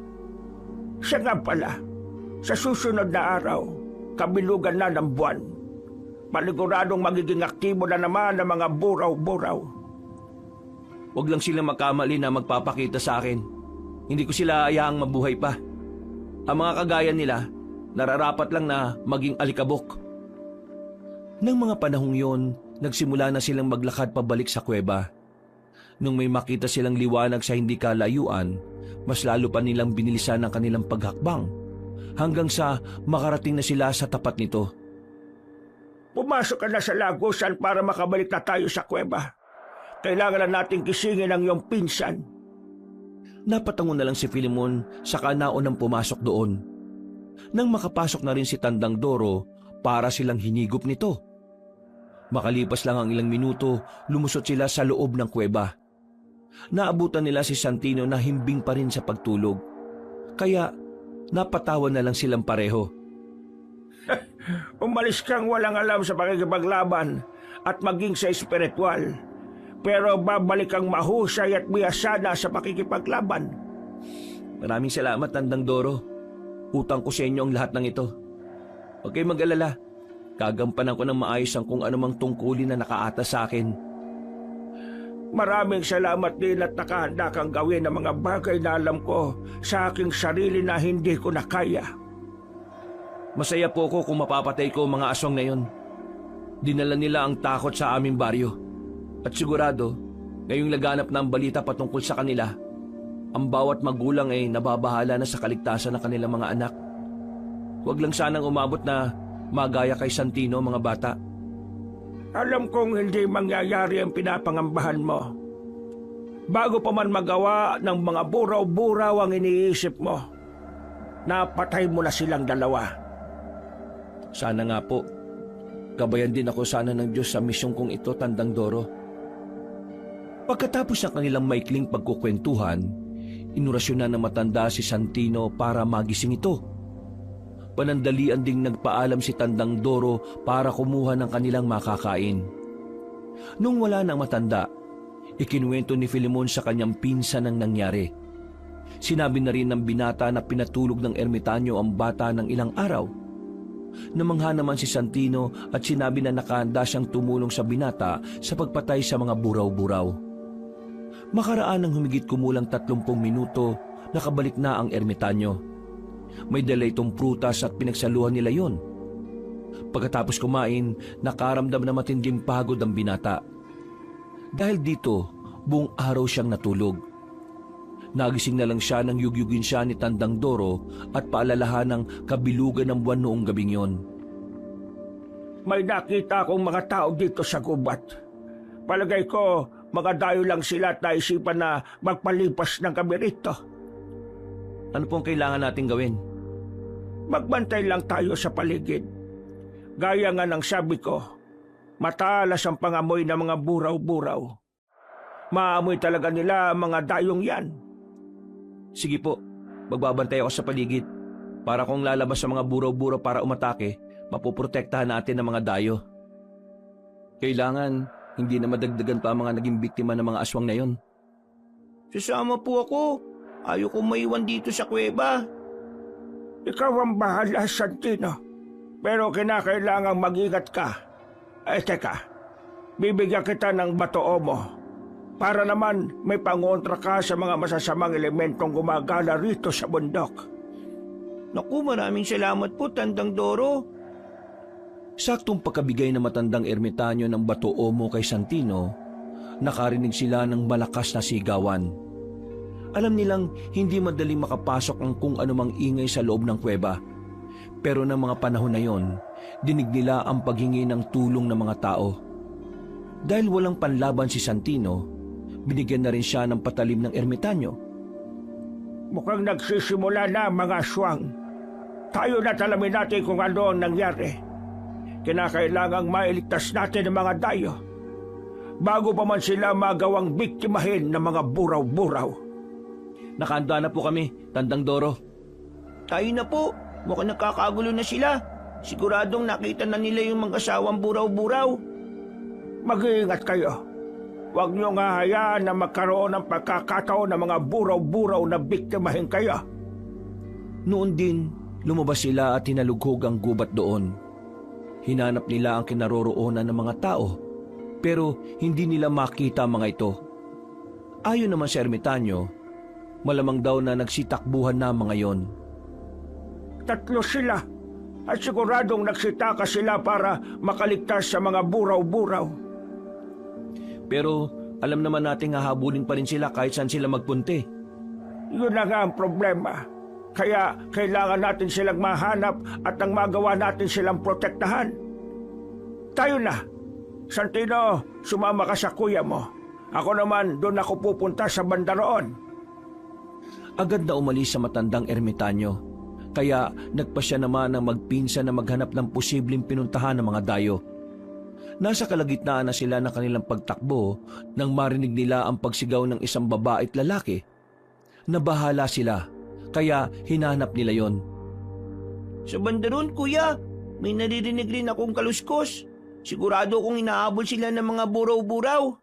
Tayo na, bilisan natin ang pagtakbo at baka mahuli tayo ng dating. Sige, kuya. Mauna ka na dahil mas mabilis ka na sa akin eh. O sige, mag-iingat ka ha. Mga aswang ang kalaban natin. Ihanda mo na rin ang patali mo. At nang may magamit ka kung sakali. Opo, kuya. Kanina ko po ito inihanda. Dahil sa pagkabahala, nauna nang tumakbo si Filemon. Nakasunod naman ang kanyang pinsan sa likuran niya. Kaya kampante siyang walang mangyayari sa bata. Nung papalapit na sila sa mga sumisigaw, Santino, ihanda mo sarili mo. Nakita ko na ang buraw-buraw. At tama ang kutob natin.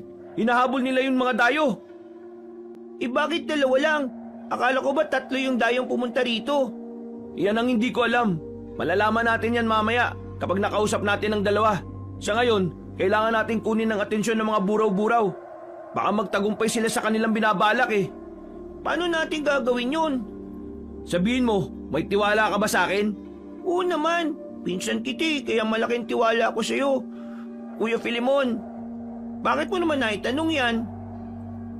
Napangiti lang ang binata.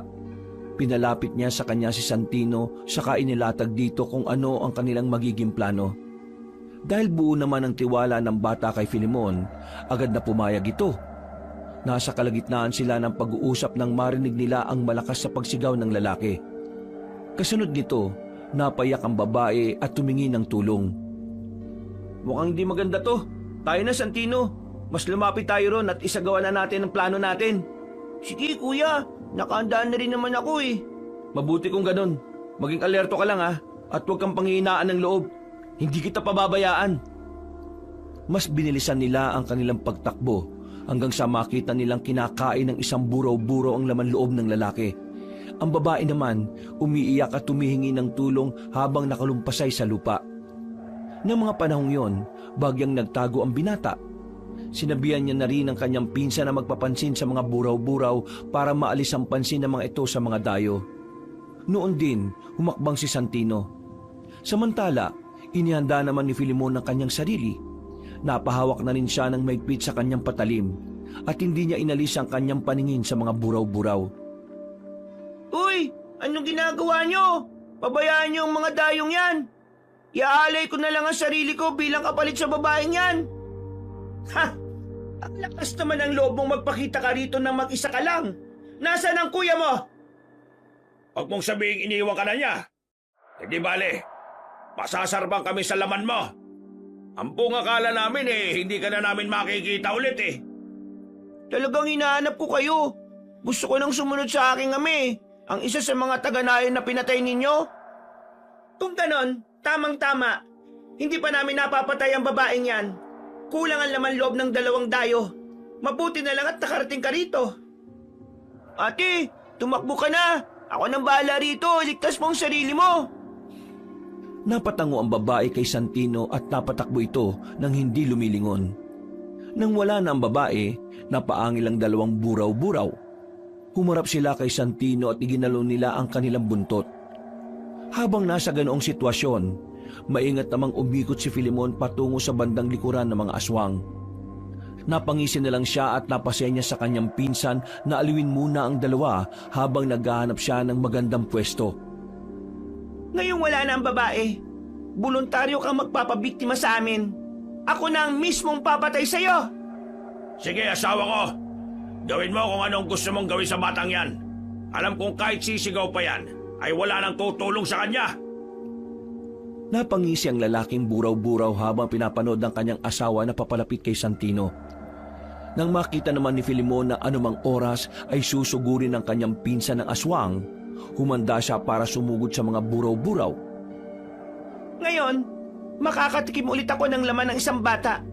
Matagal na rin ako noong huling nakapambiktima ng tulad mo. Santino, takbo na!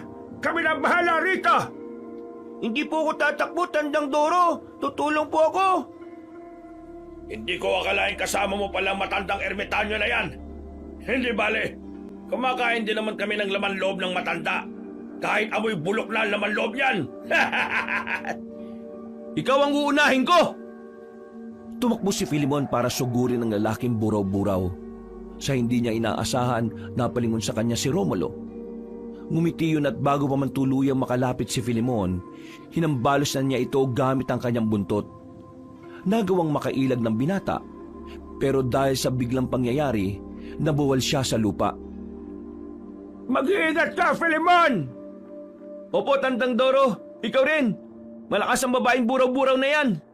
Kahit malakas siya, kaya ko naman siyang patayin! Huwag ka magmayabang, Tanda. Ngayon, inaamin mo na sa iyong sarili na mas mahina ka. Sumugod ang babaeng aswang kay Tandang Doro, kaya nilabanan niya ito. Tumulong naman ang bata sa ermitanyo para labanan ang babaeng buraw-buraw. Nakita ni Filemon ang nangyari, kaya mabilis siyang bumangon at binalaksa ng tulungan ng dalawa. At saan ka pupunta, binata? Tutulungan mo ang kasama mo? Tayong dalawa magtutuos! Sige, kung yan ang gusto mo, pagbibigyan kita. Bago matapos ang gabi, sinisiguro kong wakwak na ang iyong tiyan! Yan ay kung magagawa mo. Nandito kami para patayin kayong mag-asawa at hindi kami aalis hanggat hindi namin nagagawa ang aming pakay sa inyo. Umangil ang lalaking buraw-buraw at sa isang pagkisap na mga mata ni Filemon, sinugod siya nito. Inihanda naman ni Filemon ang kanyang sarili at nang akmang sasagpangin na sana siya ng aswang, umilag siya at sinubukang saksakin ito. Napangisi na lang ang buraw-buraw nang gawin yon sa kanya ng binata. Ano akala mo? Madali mo ako masusugatan yan? Ha! Nagkakamali ka! Oo nga't hindi ka madaling masugatan. Pero tingnan na lang natin kung magkaroon ako ng pagkakataon na saksakin ka ng mas malalim. At inakala mo bang papayagan kitang gawin yun sa akin? Wala kang magagawa dahil kaya ko na makipagsabayan sa lakas at liksi mo. Muling napaangil ang aswang. Bagyang gumalaw ang kanyang katawan at alam na ni Filemon na naghahanda na ito sa pag-atake. Inakala ng binata na lalapitan siya nito para kagatin. Pero bago pa man niya malaman ang totoong balak ng aswang, pinuluputan na siya nito. Sinikap naman ni Filemon na huwag niyang mabitiwan ang hawak niyang patalim at huwag itong tumarak sa kanya. Ilang sandali pa, napansin niyang parang may kung anong kakaiba sa naging galaw ng buraw-buraw. Napangisi na lang siya nang maisip na marahil dumidiin sa balat ng aswang ang kanyang punyal. At dahil sa lakas ng pagkakalingkis nito sa kanya, mas lalo pang nahiwa ang balat niya. Akala ko ba may sa kabalang balat mo? Bakit ngayon dinaramdam mo ang sakit? Gusto ko lang ipaalam sa iyo na ang punyal na hawak ko ay bigay pa sa akin ng ermitanyo at ito ang ginamit niya para pumatay ng mga aswang. At dapat maging proud ka dahil ikaw na ang susunod na mamamatay gamit nito. Hindi ko papayagang mangyari yan. Ano akala mo sa akin, hangal? Sige, gawin mo kung anong gusto mo at gagawin ko rin kung anong iniisip ko. Talagang gagawin ko. Magpaalam ka na sa mga kasama mo. Walang alam si Filemon sa binabalak ng buraw-buraw. Nakaramdam siya ng kaba kaya sinikap niyang magpumiglas para makaalis na siya sa ganoong sitwasyon. Ilang sandali pa, naramdaman niyang bagyang nagiging maluwag ang pagkakapulupot. Sinubukan niyang iangat ang kanyang kamay na may hawak na punyal.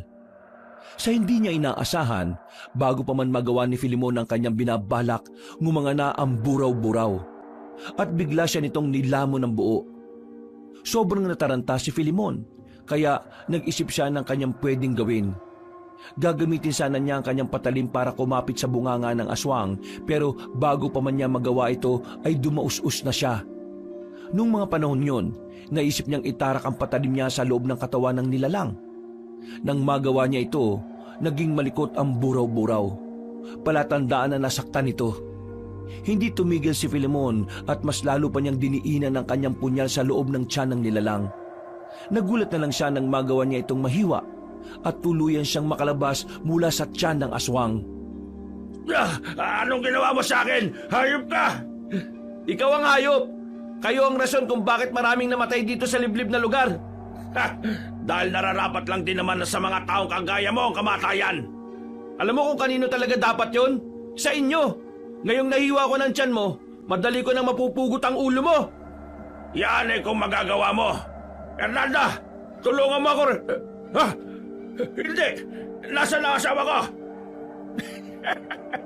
Iniwan ka na niya. Alam niyang mahina ka na at wala nang laban. Mukhang ayaw niyang maging kagaya mo. Hindi ito maaari. Sige na, Filemon. Pugutan mo na ng ulo ang aswang na yan. Sinubukan pang manlaban ni Romulo, Pero nagawang makakyat ni Filemon sa kanyang katawan ng walang kahirap-hirap. Ilang beses din niyang tinangkang kagatin ng binata, pero sa kada paggalaw niya'y natitigilan siya dahil sa sakit na kanyang nararamdaman. Hindi mo ba inaasahan na magagawa ko to? Bakit parang natigilan ka? Kung mapapatay mo man ako ngayon, paniguradong may isang buraw-buraw rin ang mabubuhay para patayin ka at ang iba pang mga tao na malalapit sa'yo. Tumigil ka na! Huling salita mo na yan dahil pupugutan na kita ng ulo! Ngumanga ang lalaking buraw-buraw para sana muling lulunin si Filemon. Pero bago pa man niya magawa ang kanyang binabalak, mas lumapit pa ang binata sa bandang liig ng aswang. Walang pagdadalawang isip niyang ginilitan ito. At kahit na nagwawala ang aswang, wala na itong nagawa dahil naging mahina na siya. Kalaunan, nagawa ni Filemon na pugutan ng ulo ang lalaking buraw-buraw. Kasabay ng pagbagsak ng katawan ng aswang, lumapag din sa lupa ang binata. Tandang Doro, ano nangyari? Paanong... Mas malakas ang babaeng buraw-buraw kaysa sa lalaki. Munti ka na niya akong mapatay. Mabuti na lang at naurasunan ko siya para makaramdam siya ng kaba. Nang makita naman niyang inihiwa mo ang tiyan ng asawa niya, doon na siya nataranta. Siguro, kung hindi mo nagawa yon, hindi rin ako makakapag-orasyon. Baka nakain na ako ng buraw-buraw na babae. Diyos ko po, mabuti na lang, yun lang ang natamo mo. Teka, tutulungan na po kita dyan, Tandang Doro. Maraming salamat. Sige, kaunti lang ito. Wala naman nangyaring maluma sa akin. Panigurado na dahil lang ito sa lakas ng mga buraw-buraw na yan. Madali lang naman itong gamutin. Mabuti na lang talaga, tumakas yung babaeng buraw-buraw. Kung hindi lang sana ako tinulak kanina ni Tandang Doro, nagtagumpay ang aswang na yun na makain ako.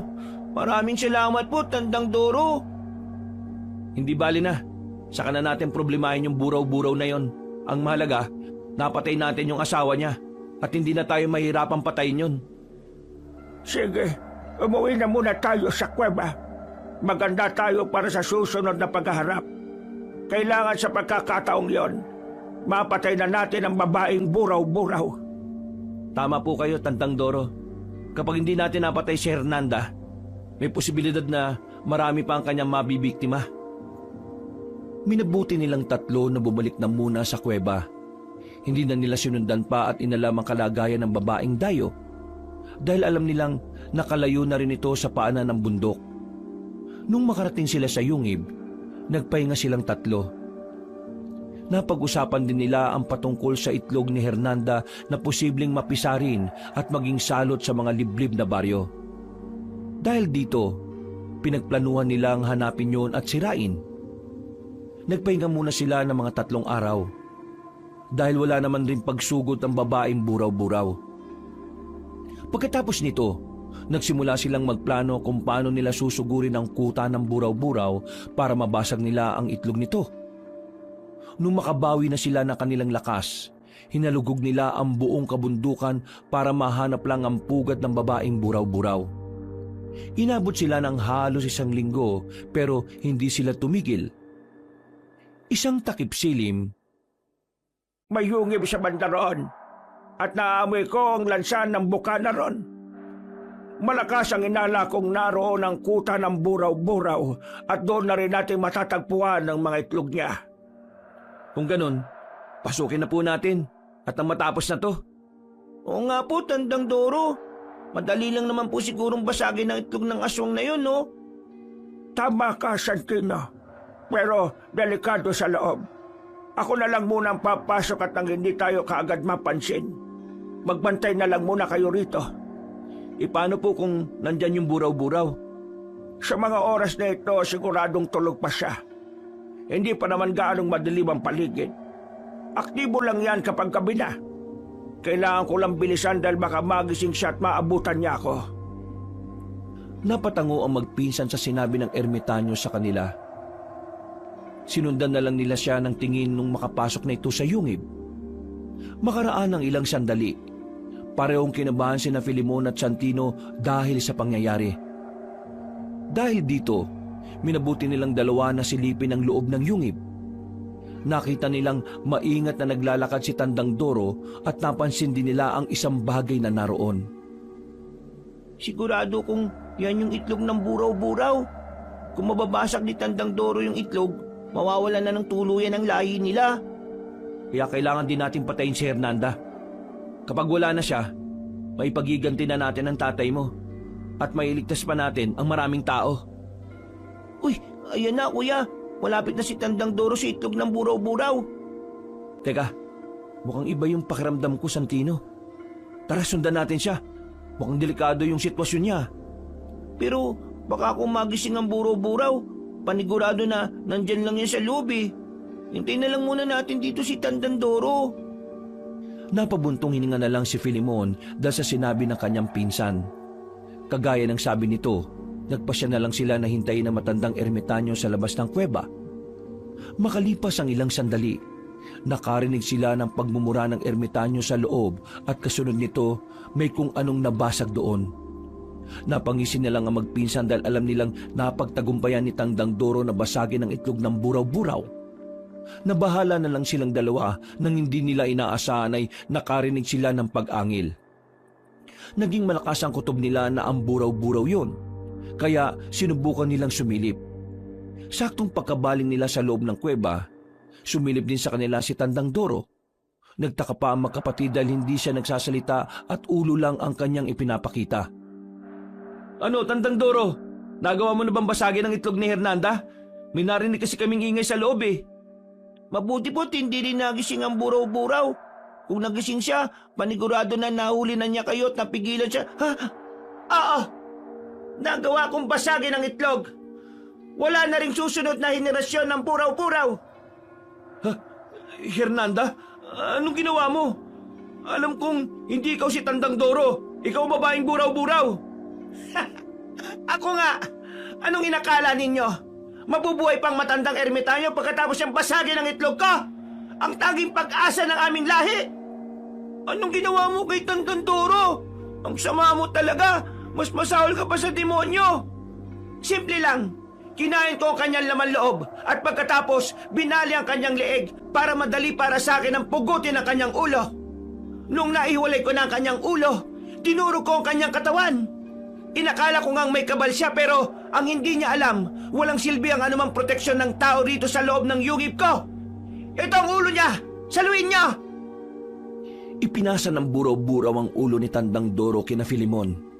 Napatras naman ang magpinsan. At noon lang nila nalaman na hinawakan lang pala ng aswang ang ulo ng ermitanyo. Napangisi pa sa kanila si Hernanda at napaangil. Humanda na rin ito para lumabas sa kanyang kuweba. Humanda kayong dalawa! Talagang nakahanda na kami. Hindi mo kami magagawang talunin. Kahit pa na isa kang aswang at kami mga tao lang. Nung nakaraan pa ako nananabik sa mga laman loob ninyo. Ngayon, sigurado na ako magagawa ko ng kainin ng mga yan. Hanggang imahinasyon mo lang yan. Hindi kami natatakot sa iyo, buraw-buraw. Noon din, lumabas si Hernanda sa kuweba. Duguan ang bunganga nito at maging ang kanyang katawan. Naganda naman ang magpinsan para sa kung anumang gagawin ng buraw-buraw sa kanila. Walang ano-ano, bumuwelo ang aswang at sa isang pagkisap ng mga mata ni na Filimon, lumapit ito sa kanila. Umilag silang pareho, kaya hindi nagtagumpay ang aswang na masunggaban ng isa sa kanila. Santino, kailangan natin mag-ingat. Mukhang nag-ibayo na ang kanyang lakas. Panigurado na mahihirapan tayo nito. Sige, Kuya Filimon. Ano, nagulat ba kayo? Ngayon wala nang aking magiging anak. Nakahanda na rin ako makipagpatayan sa inyo. Bago pa man malaman na magpinsan ang gagawin ng buraw-buraw, bigla na nitong naigalaw ang kanyang buntot. Hinambalos nito sina Filimon at Santino, kaya pareho silang tumilapon. Napaangil lang ang aswang at mas lalo pang naging mabagsik ang itsura niya. Napaungol naman ang magpinsan, pero kahit papaano, hindi gaanong nasaktan si Filimon dahil sa kabal sa kanyang katawan. Agad siyang tumayo. Hinawakan niya ang kanyang punyal at tumakbo siya para sugurin ang aswang. Sinalubong siya ni Hernanda at sinubukan siyang kagatin ito.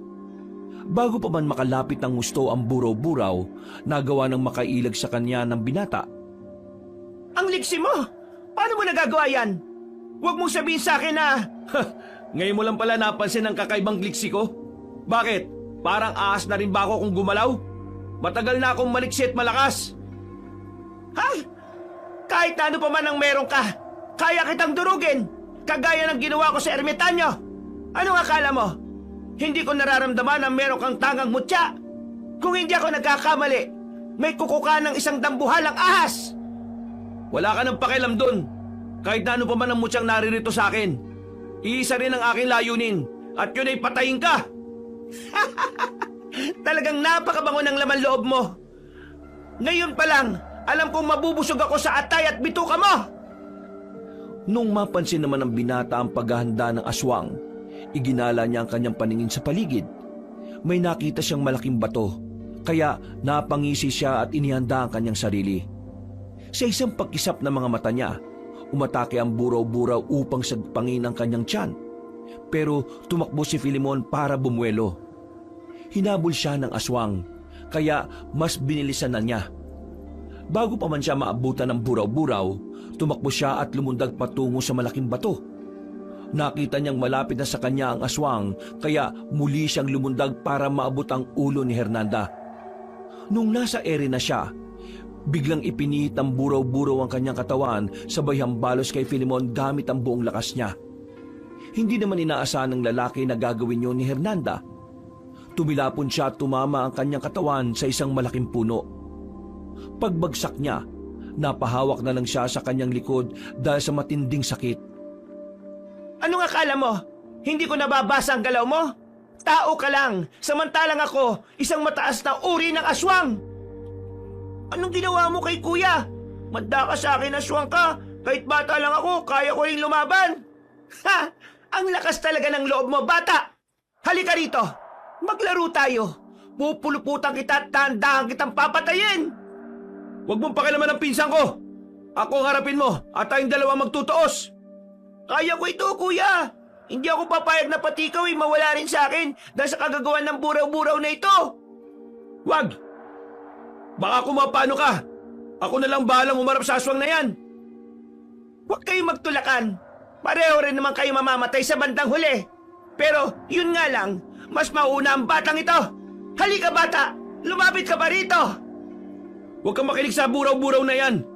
Pabayaan mo akong tapusin ang labang ito. Huwag ka nang sumali, Santino. Hindi nakinig kay Filemon si Santino. Nagsimula itong maglakad na parang wala sa kanyang sarili at dahan-dahan itong lumapit sa buraw-buraw. Napangisi naman si Hernanda, kaya nabahala na ang binata. Santino! Pinagsabihan na kita, hindi ba? Talagang hindi yan makikinig sa'yo. Tignan mo ang kanyang mga mata. Parang inaantok, hindi ba? Ha! Nagawa ko siyang hipnotismuhin at gagawin ko rin yan sa'yo. Pero bago yan, bubusigin ko muna ang aking sarili. Hindi! Hindi ako papayag! Gumalaw ka lang ng kaunti. Titsakin ko sa'yo na bubulagin ko ang mga mata mo. Puro ka na lang naman pananakot. Mahina ka pa. Kung nagawa kong patayin ang matandang kasama nyo, magagawa ko rin yan sa inyo. Ibinaling ng buraw-buraw ang buong pansin niya kay Santino. Umangil ito at nang makita ni Filemon na gumagalaw ang katawan ng aswang, pinilit niya ang makatayo.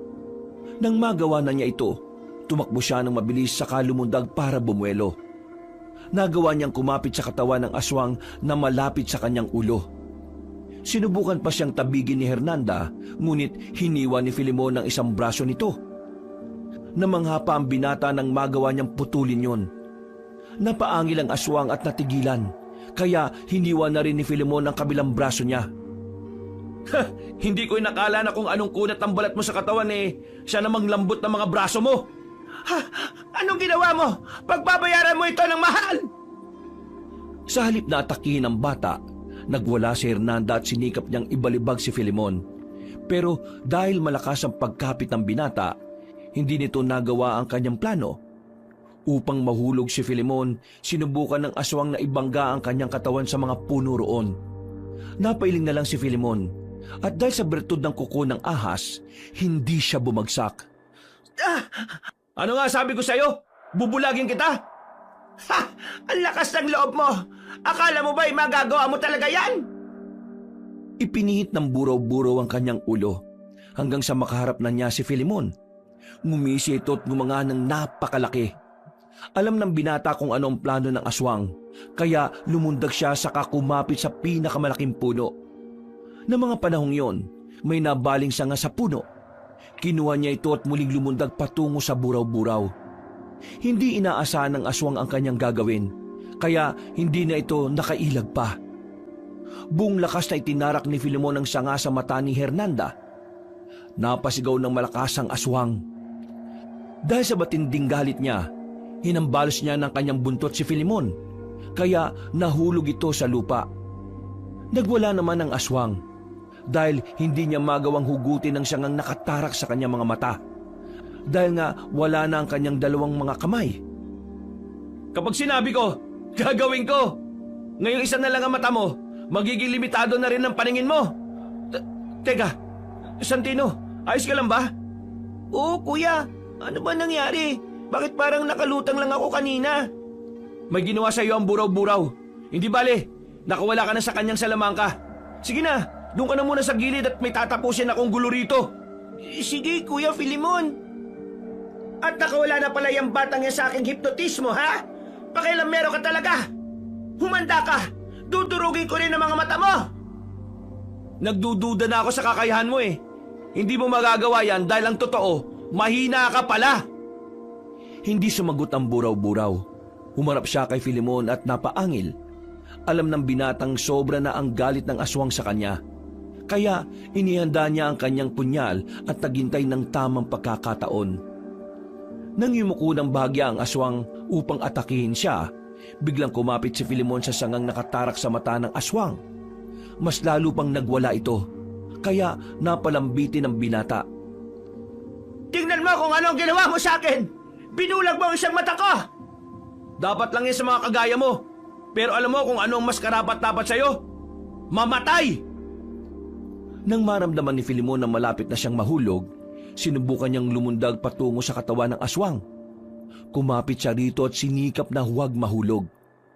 Nagwala ulit ang buraw-buraw at sinubukan niyang kagatin si Filemon. Pero hindi niya ito maabot dahil sa sangang nakatarak sa kanyang mga mata.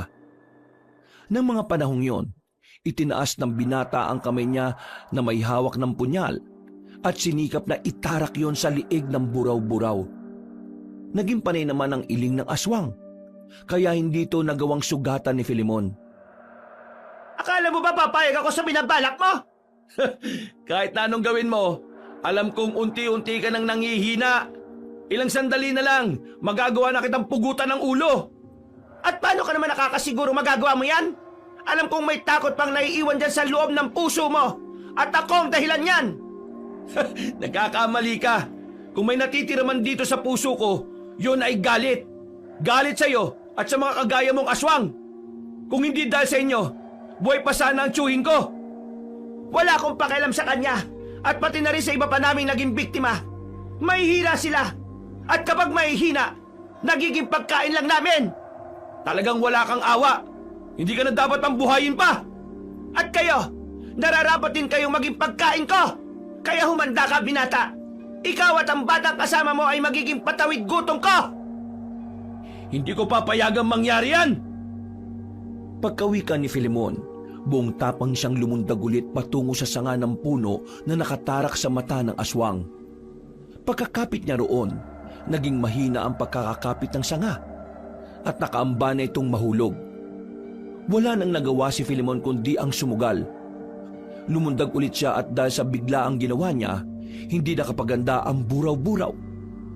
Nagawang maabot ng binata ang liig ng aswang at bago pa man siya nito kagatin, buong lakas niyang itinarak ang kanyang punyal doon. Kasunod nito, ginilitan niya ang lalamunan ng aswang. Nagwala si Hernanda at sinubukan nitong manlaban pa. Pero dahil sa paggugot niya ng lakas, bumulwak ang dugo sa kanyang lalamunan. Kasabay ng pagbagsak ng aswang sa lupa, lumapag na rin si Filemon. Ano kuya? Tapos na ba yan? Patay na ba ang buraw-buraw na yan? Hindi ako sigurado, Santino. Sandali, lalapitan ko siya. Kailangan hindi na siya mabuhay pa ulit para tuluyan na tayo maging ligtas. Tama ka kuya.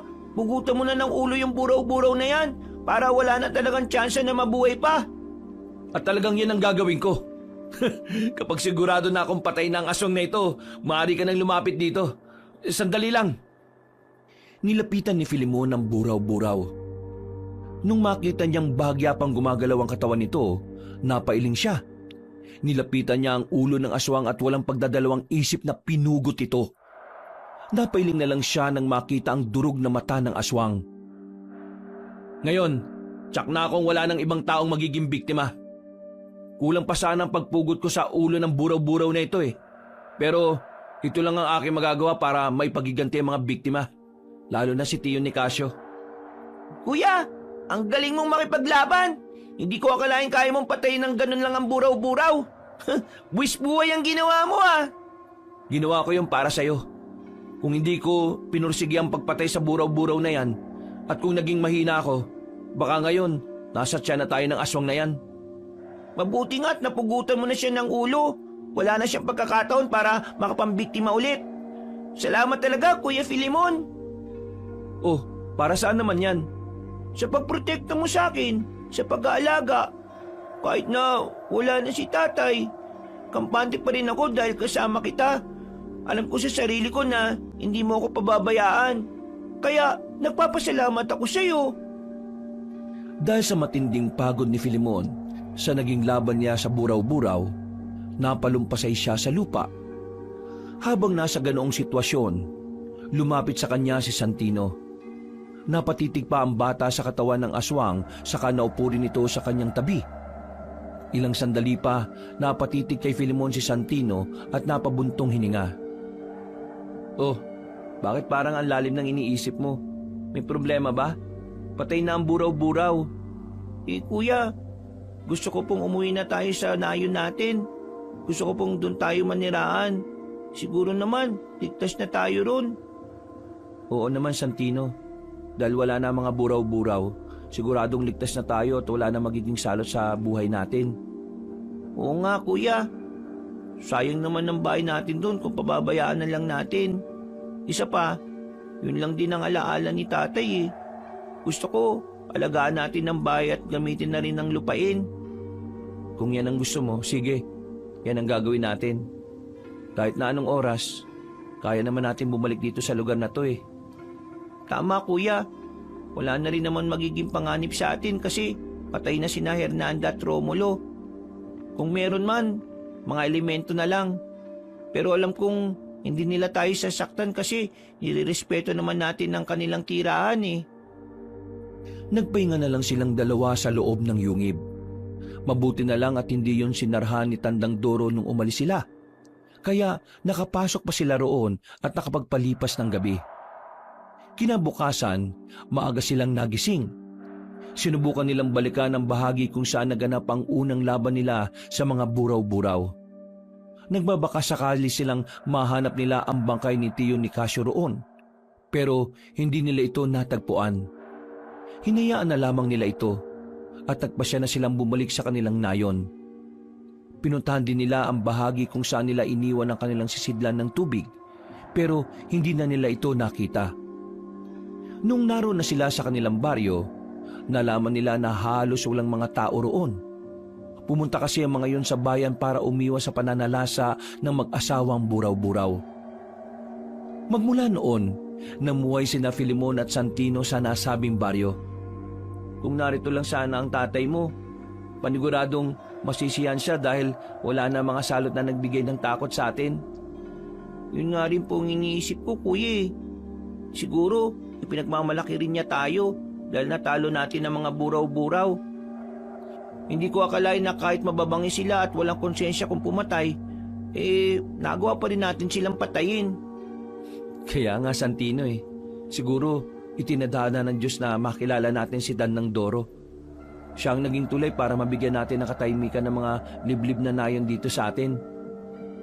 Ay, sayang nga lang no, namatay siya. Nakakaawa pa yung kanyang naging sitwasyon. Siguro nga, kung di mo ako pinigilan pumasok, baka pati ako ganun din ang naging kapalaran. Ewan ko nga ba, bigla kasing lumakas yung kabog ng dibdib ko nung mga panahong yun eh. Parang may nagsasabi sa akin na pigilan ka. Kung ano man yun, dapat din tayo magpasalamat sa kanya. Kaya nga, Santino. Baka nga si Tio Nicasio yun eh. Kung ganun, totoo nga yung sinasabi nila na binabantayan tayo ng mga yumao nating nagmamahal sa atin. Oo naman. Alam kong mahal tayo ni Tio Nicasio eh, kaya kahit wala na siya, ginagawa niyang lahat para mabantayan tayo. Ay, ewan ko nga ba kuya. Parang masamang panaginip lang ang lahat ng ito, no? Parang hindi ko pa rin mapaniwalaan na wala na si tatay. Ako rin, hindi nga rin ako makapaniwala eh. Simpleng tao lang tayo na nakaharap ang mga malalakas na aswang. At nakasama pa natin ang isang ermitanyo. Sino ba naman na mag-aakalang ito mangyayari sa atin? Napatawan na lang ang magpinsan dahil sa kanilang naging karanasan. Sinubukan nilang kalimutan ang mga mapait na nangyari at itinuon ang pansin nila sa paglinang ng naiwang lupain ng kanyang tiyuhin. Natapos na rin kasi ang tagtuyot, kaya hindi na sila nahirapan. Makalipas ang maraming taon, lumaki na rin si Santino. Si Filemon naman ay nakapag-asawa ng isang taga-syudad. Dahil ayaw niyang mapahiwalay sa kanyang pinsan, minabuti nilang mag-asawa na manirahan na lang din doon sa baryo kung saan sila lumaki. Kahit papaano ay natuwa naman si Santino dahil sa ginawa ng kanyang kuya Filemon. Dahil kahit na may pamilya na ito, ay hindi siya nito pinabayaan. Mga kabangers, mga kayanggaw, si Kabanong po. Siya nga pala, bago ako magwakas, pwede pong humingi ng konting kahilingan. Sana po pagkatapos yung manood nito, bisitahin nyo rin po yung isang channel natin, yung Pamela Clamil. Doon sa channel na yon, nagnanarate po ako bilang si Lolo Pael. At minsan, ako po bilang Kabanong. Kaya sana po ay mabisita nyo rin yon at huwag nyo rin pong kalimutan na mag-subscribe at mag-comment na rin. Maraming salamat. Wakas.